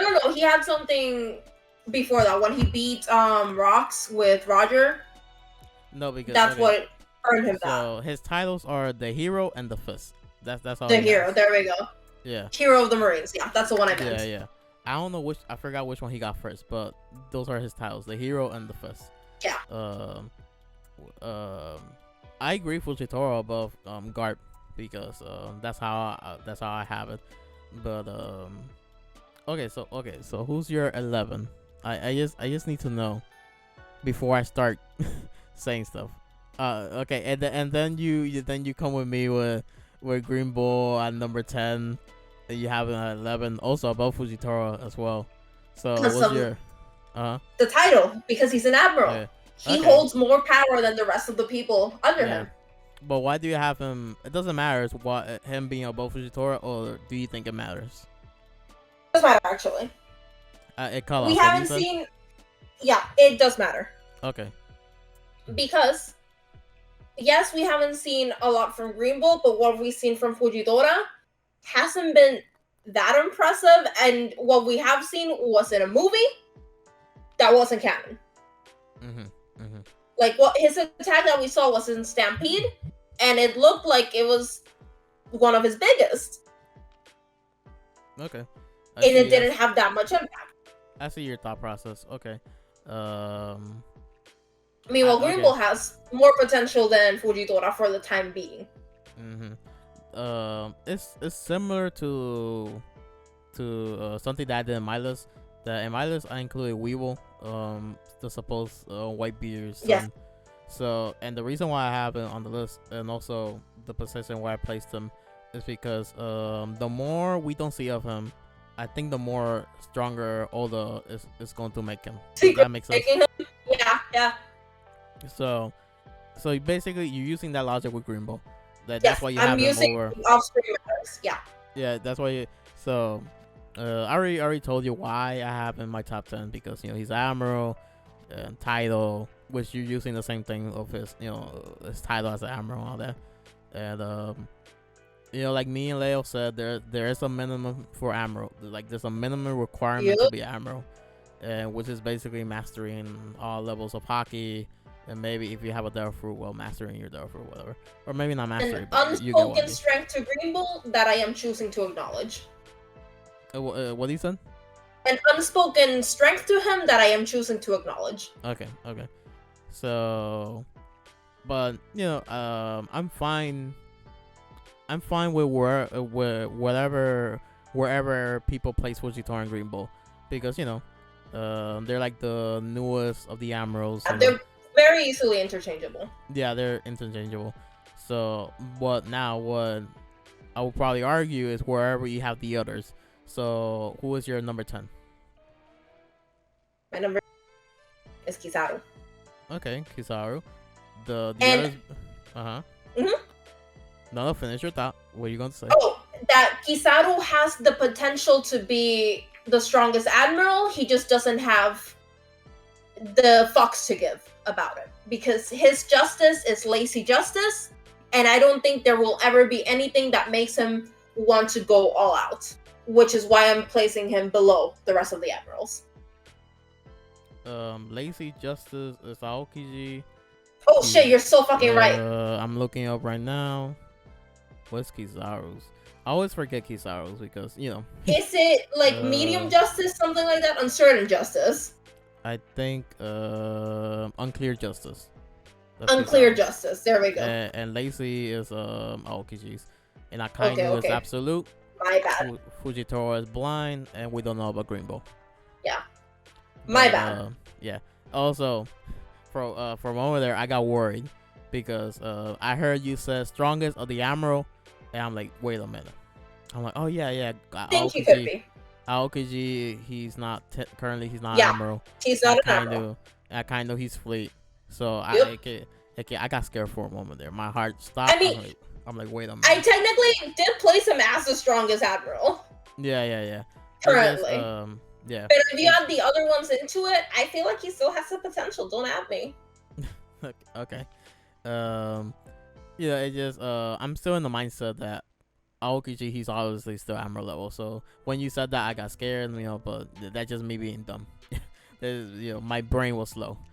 Valid. At the moment. Okay. So who do you have above Kizaru? I have Kusa. Okay. Because he deserves that spot.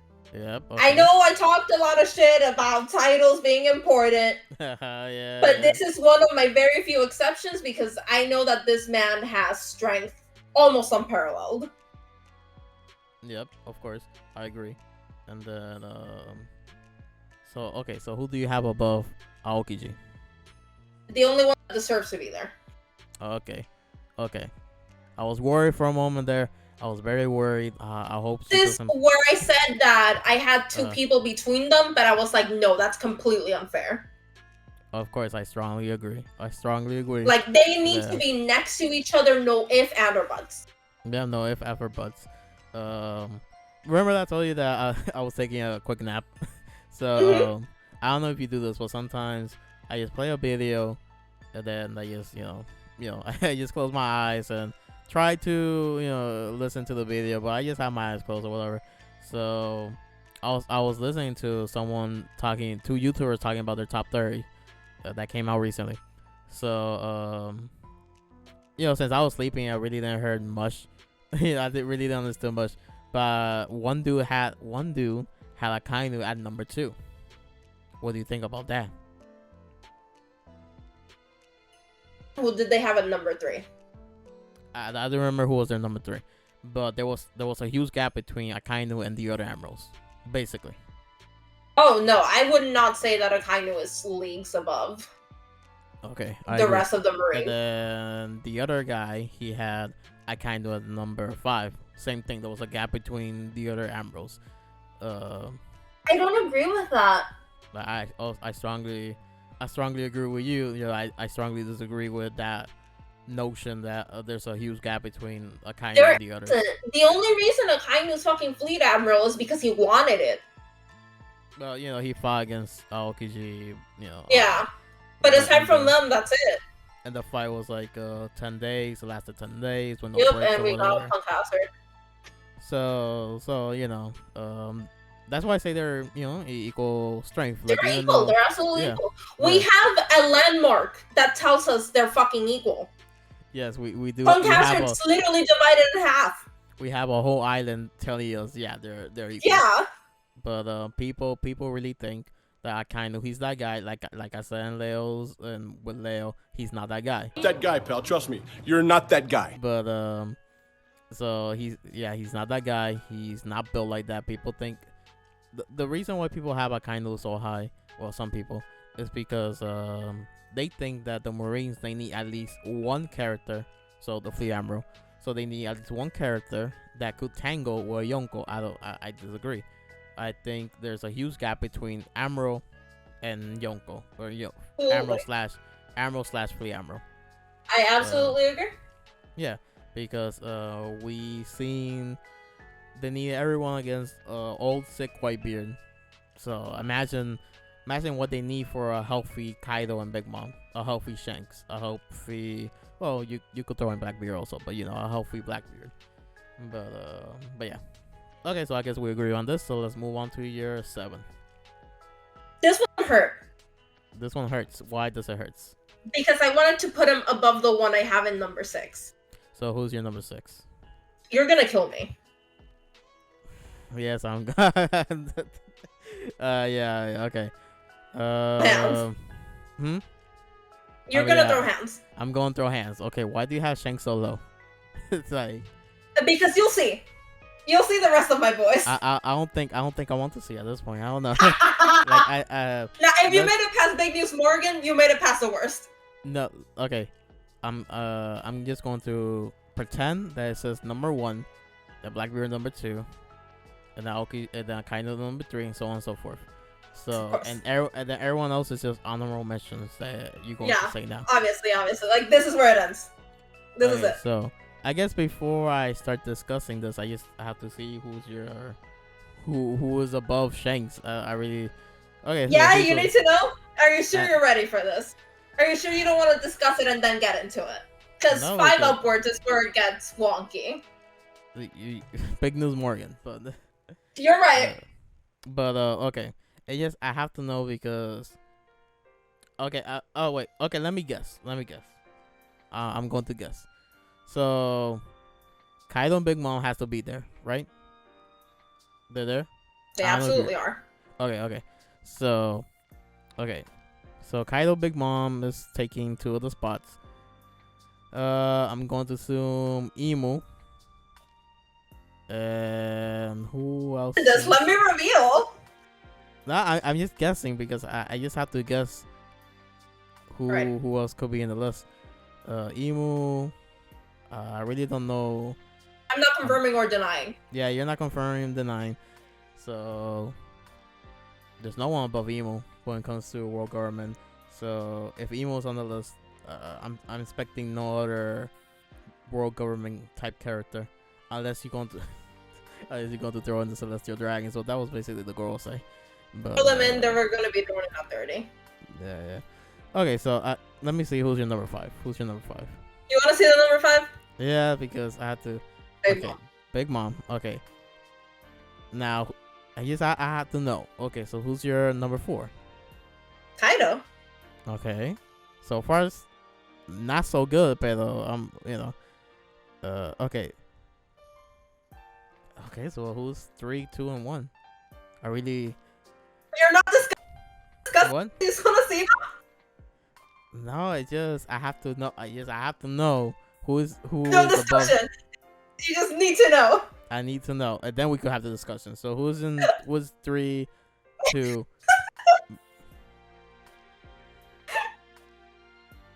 You're not ready. I'm not ready. Okay. Not ready. You did mention. Okay, you did mention. Yeah, that was my one exception on the death. Yeah. Okay. I need to know. I still need to know. This one out real quick. The reason he's at number 3 is because it took Garp and Roger at their prime to take him down. Yeah. Okay. That's it. That's the explanation for him. We can skip him when we come back. Okay. So who's number 2? 2 is Emu. Okay. And number 1 is kind of cheating. Kind of cheating. It's kind of cheating. Huge asterisk. But at the same time, it isn't. Huge asterisk. Kind of cheating. Okay. You're not ready. No, I'm not ready. Although, Joy Boy. Okay. Now we could discuss. Okay, so. Yeah, because now you're mentally prepared for number 1. Okay, so let's go back to. Okay. So, Blackbeard under Shanks, I agree. Now. The reason I want to put Blackbeard above Shanks is because while Blackbeard isn't stronger physically, he is smarter, he is craftier, he is scary. Mm-hmm. This man cannot outpunch you, but he can outplan you. And that's where his strength comes in. And one of the biggest Blackbeard feats to date is that he gave the scar to Shanks. So that's like one of the at least one of the reasons why people, because there's one guy who has Blackbeard as number 1, and it's understandable. See that? It's understandable, but I still think he's still not ready yet. Like Blackbeard, his growth is equals to Luffy's, right? So when Luffy grow, Blackbeard also grows. So they're always growing at the same time. So whenever Luffy is ready, Blackbeard will be ready. So that's how I see it. And then Shanks at 6. I strongly disagree. I think he's the strong in the verse. Yada. You know why? You know why? Yeah, I know you think he's so fucking elite. Yeah.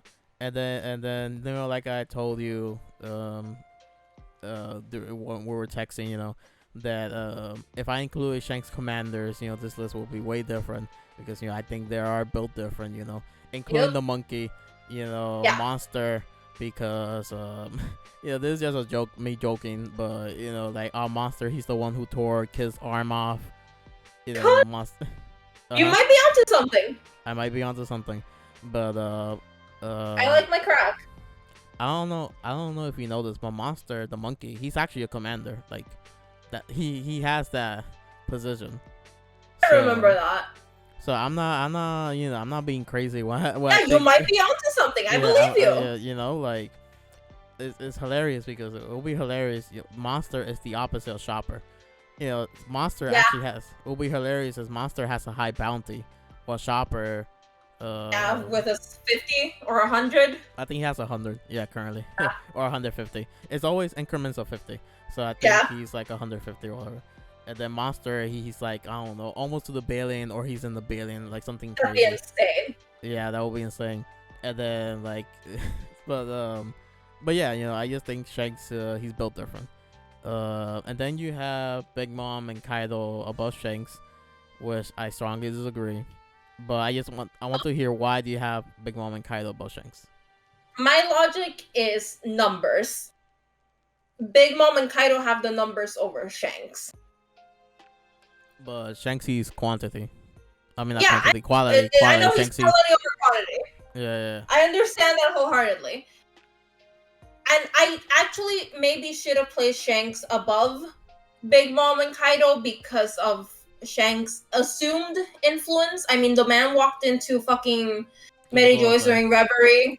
Yeah, I walked in, no fucking pomp or circumstance, just like, hey, I need to talk to you guys. And they were like, yeah, sure, come right in. Yeah. So in hindsight, maybe I would place Shanks at number 4. Okay. I agree.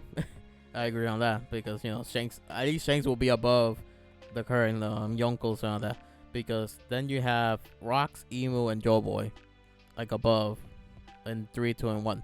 So Emu, I'm pretty sure. I mean, the Rocks. Let's go with Rocks first. So you think he's alive?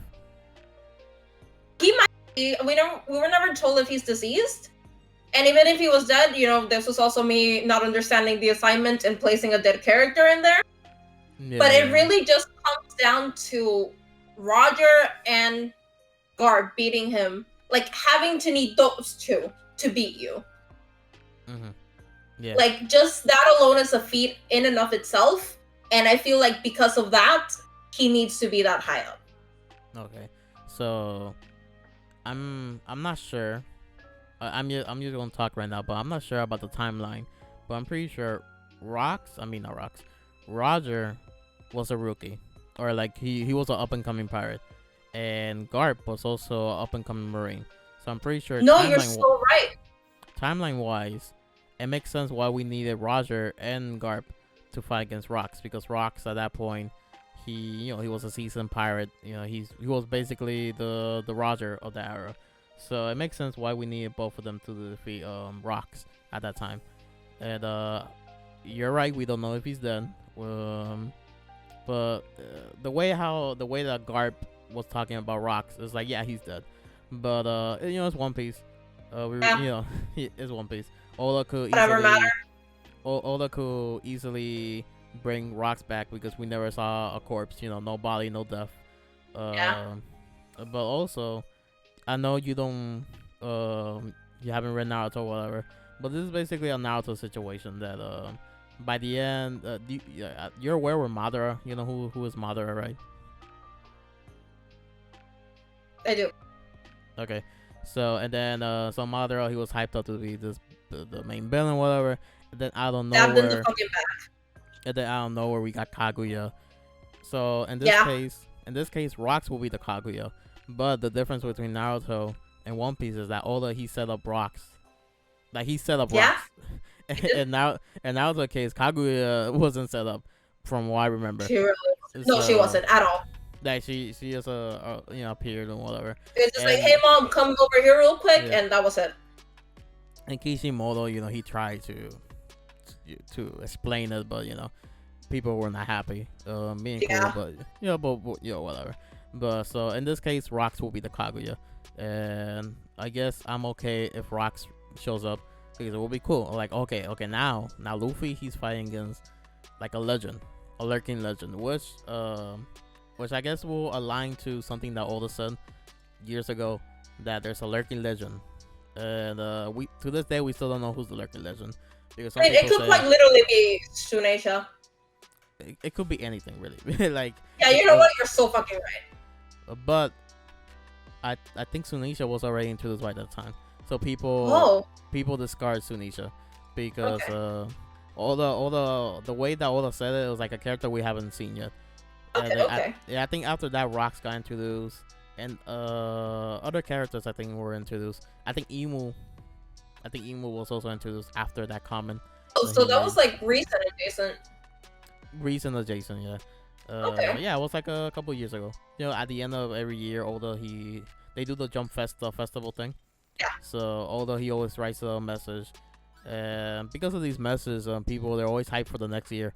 But because of schedule and all that, although he never reveals the things that he talks about. Like for example, one year he just said, "Boy, what?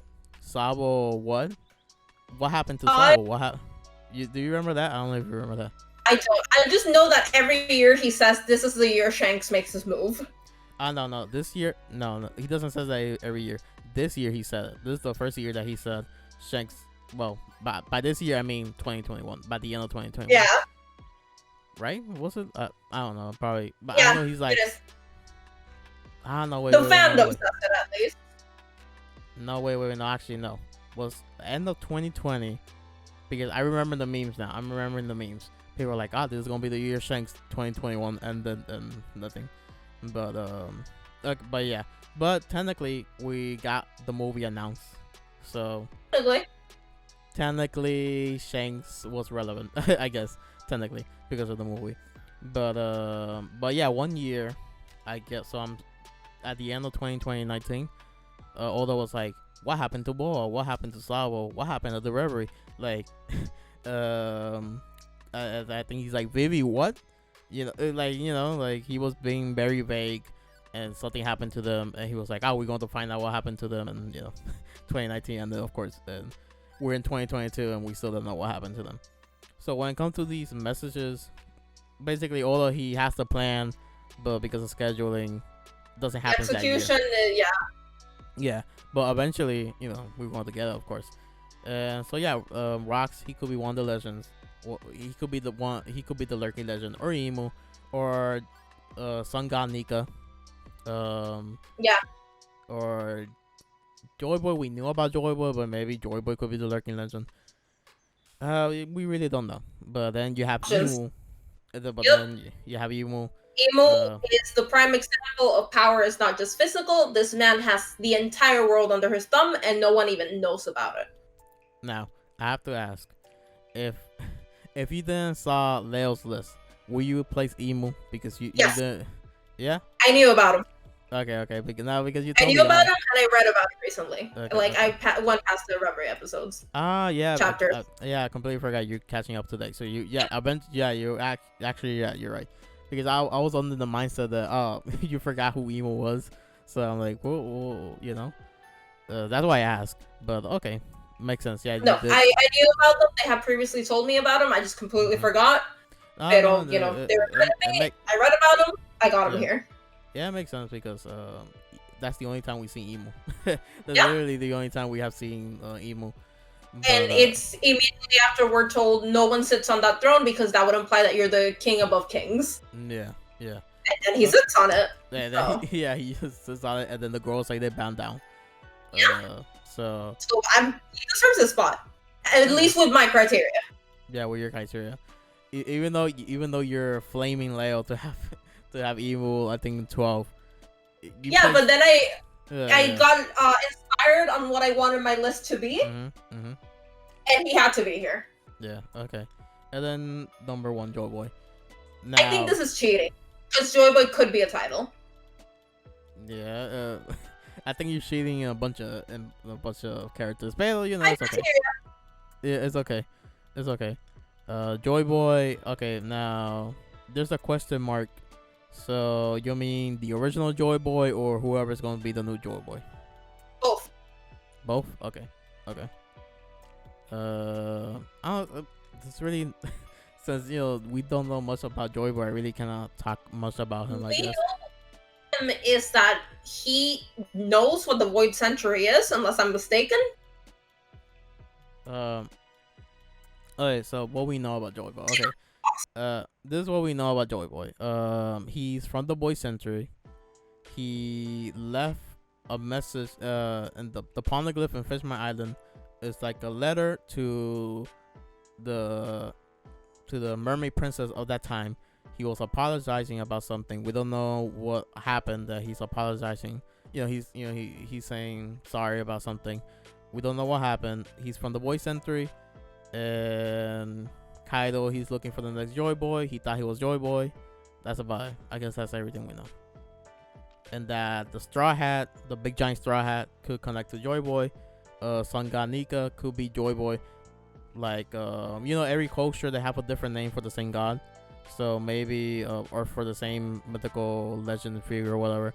So maybe Sun God Nika is Joy Boy, but for like the Skypians, for example. Yeah.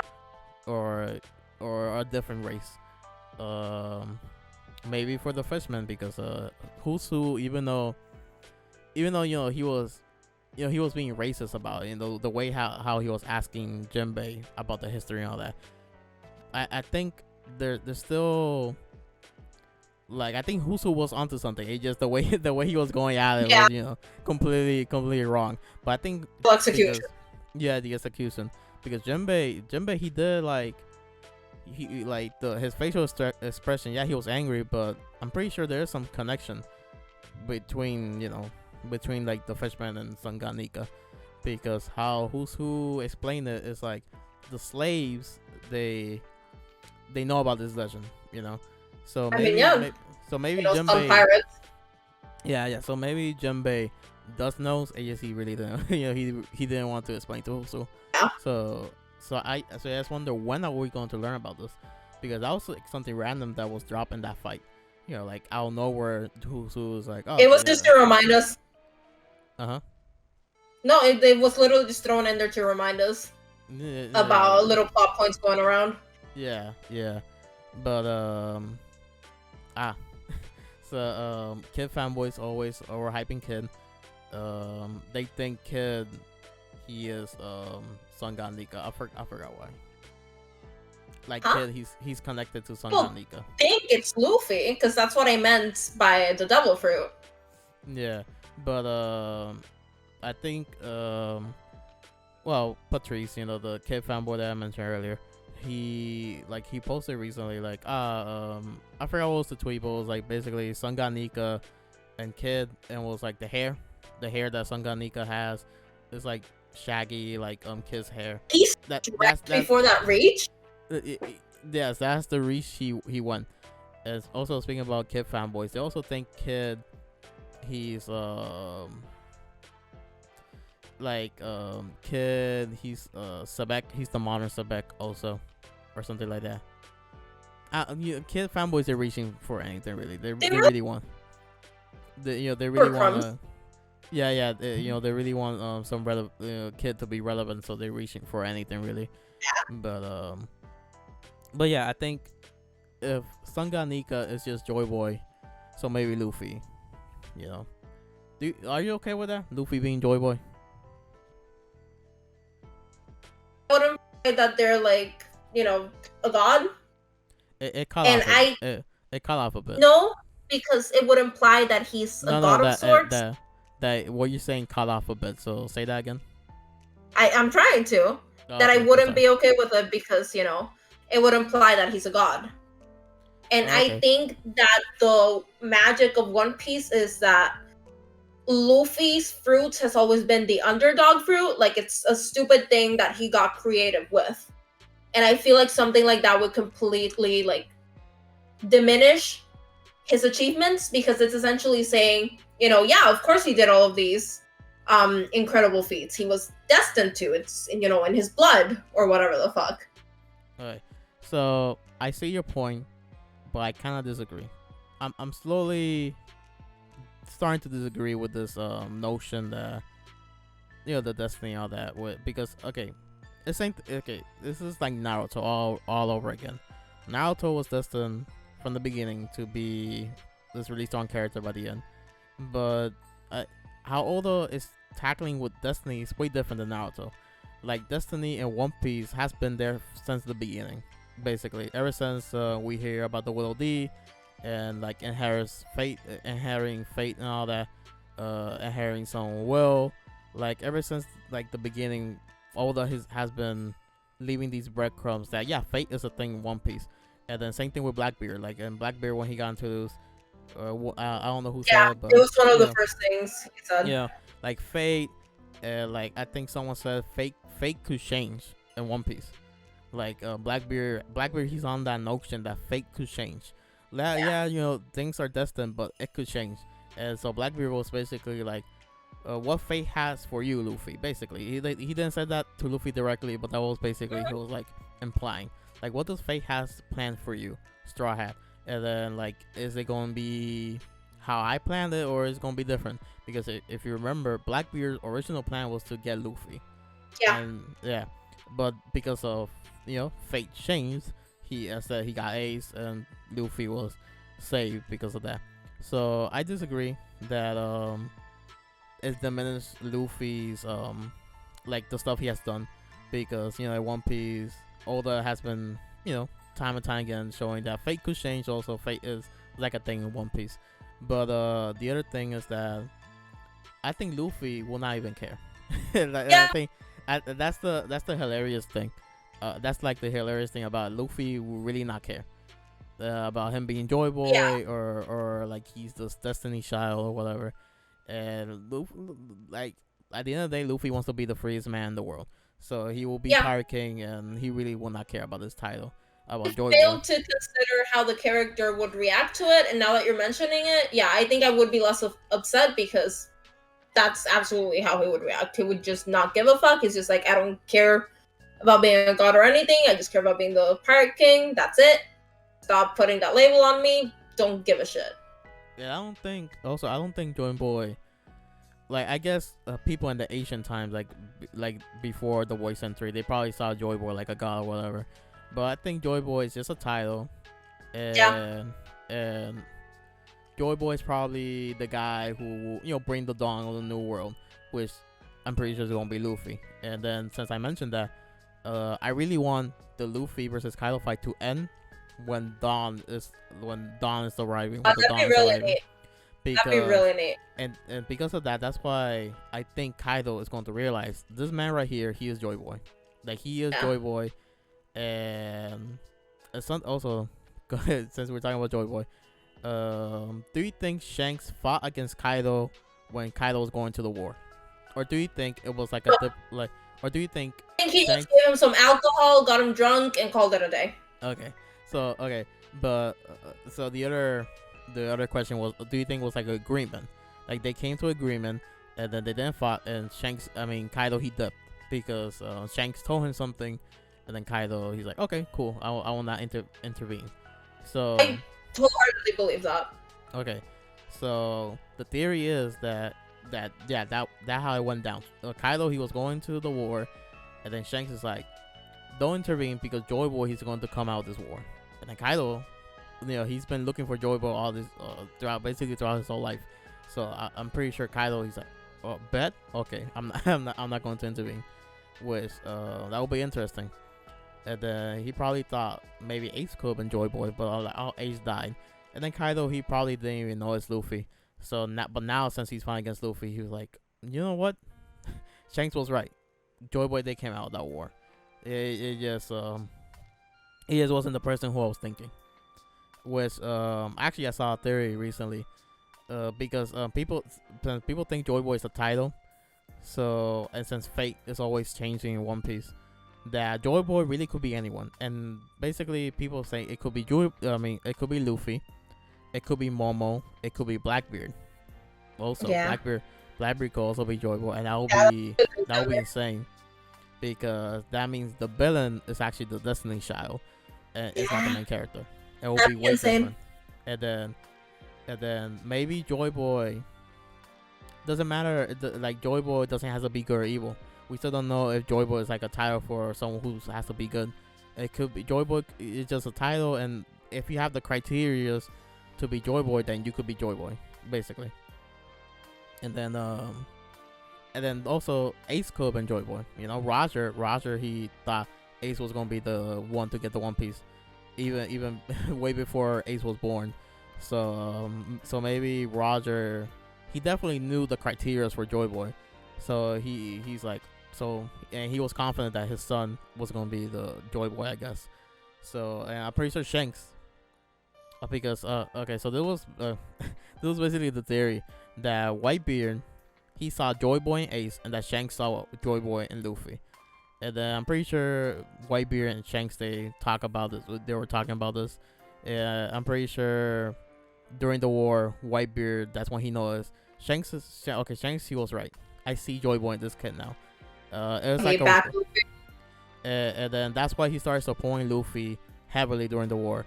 And I'm pretty sure during the war, Whitebeard, he came to the conclusion that Shanks' pick for Joy Boy was basically a roundabout way, because no one, like, oh, it's like the underdog. Again, it's like the underdog. Shanks was betting on the underdog, while Whitebeard was betting on the safest bet. There will be Ace. But yeah, those are some theories about Joy Boy. That basically is Luffy. This was revealed recently, that Kaido's name means Joy Boy. Huh? That Kaido's the kanji, Japanese, they have kanji and the other two alphabet. So one of the kanjis in Kaido's name is Joy Boy, or Fighting Boy, something like that, Strong Boy or whatever. So it's like Kaido was definitely another candidate for Joy Boy. I guess Kaido, he just realized at one point in his life that he's not that guy. So it's interesting what was the requirements to be Joy Boy. But yeah.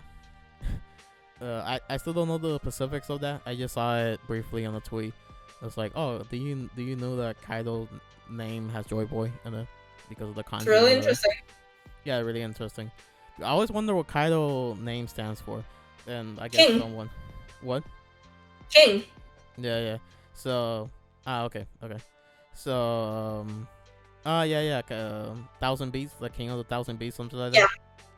Yeah. Yeah, but I guess someone recently, I guess, like, oh, Joy Boy is in his name. Because, Japanese is complicated, There's since the meanings. Since we don't know Japanese, I guess it took us way longer to realize. I bet the Japanese I'm way ahead of the curve. Yeah, because there's this one. Recently, some Japanese One Piece YouTubers, they're realizing, like, oh, wait, the Japanese YouTubers that talk about One Piece, and now people are saying their theories. And since there's this one guy, I forgot his name, but he dresses up like a Daft Punk, like he's part of Daft Punk.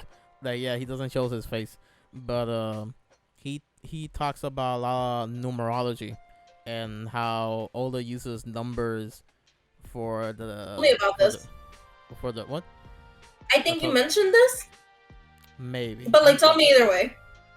Yeah, so like Yeah, like he uses a lot of numerology. How Oda uses numbers to basically foreshadow what's going to happen in the chapter or in future chapters. But so far he's been right.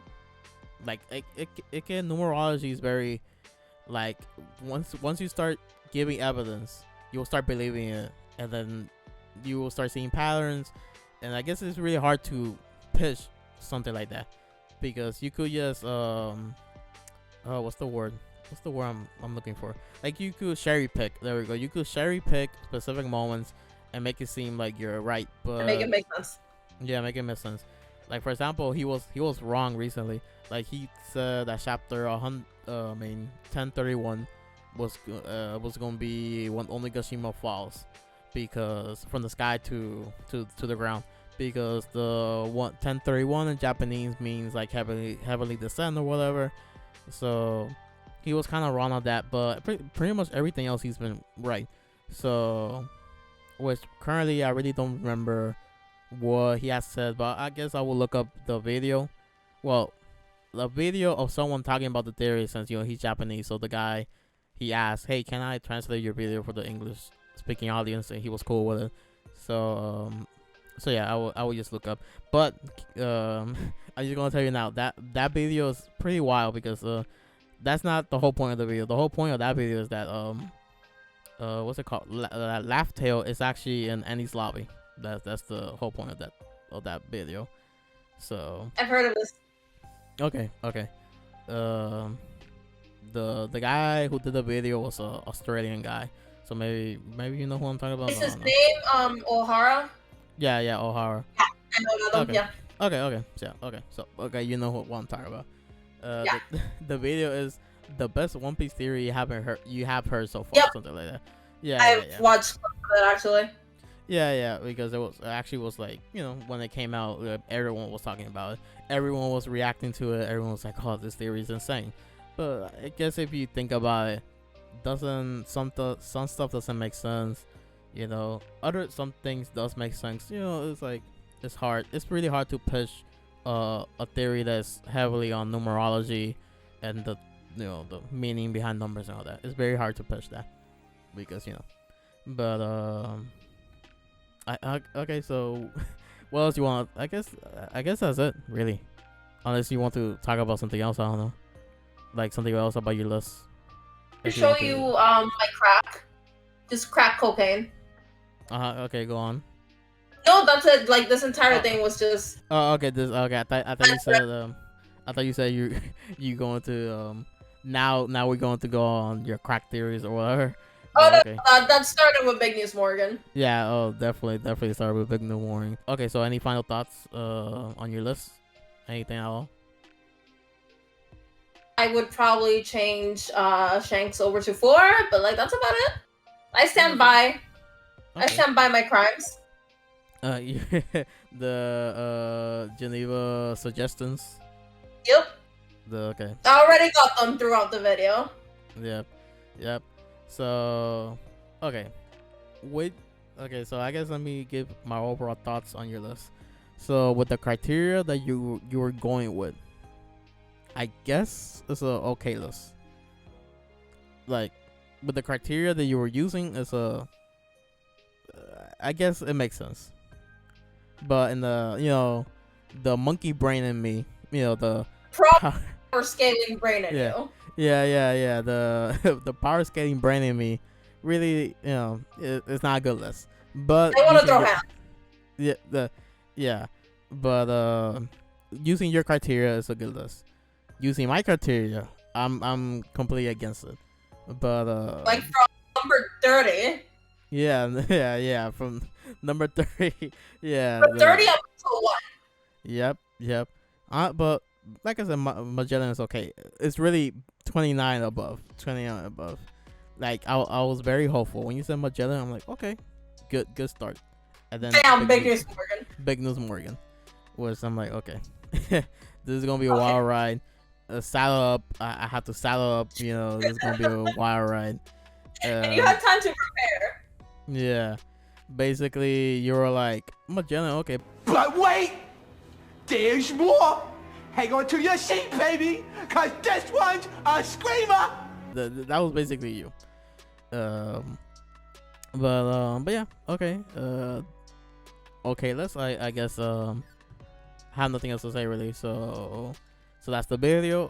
Do you want me to leave your socials anywhere in the description or no? To plug right now. Yeah, like your Twitter or whatever. Yeah, I really have nothing to plug. Oh, you have nothing to plug? Okay. Nah.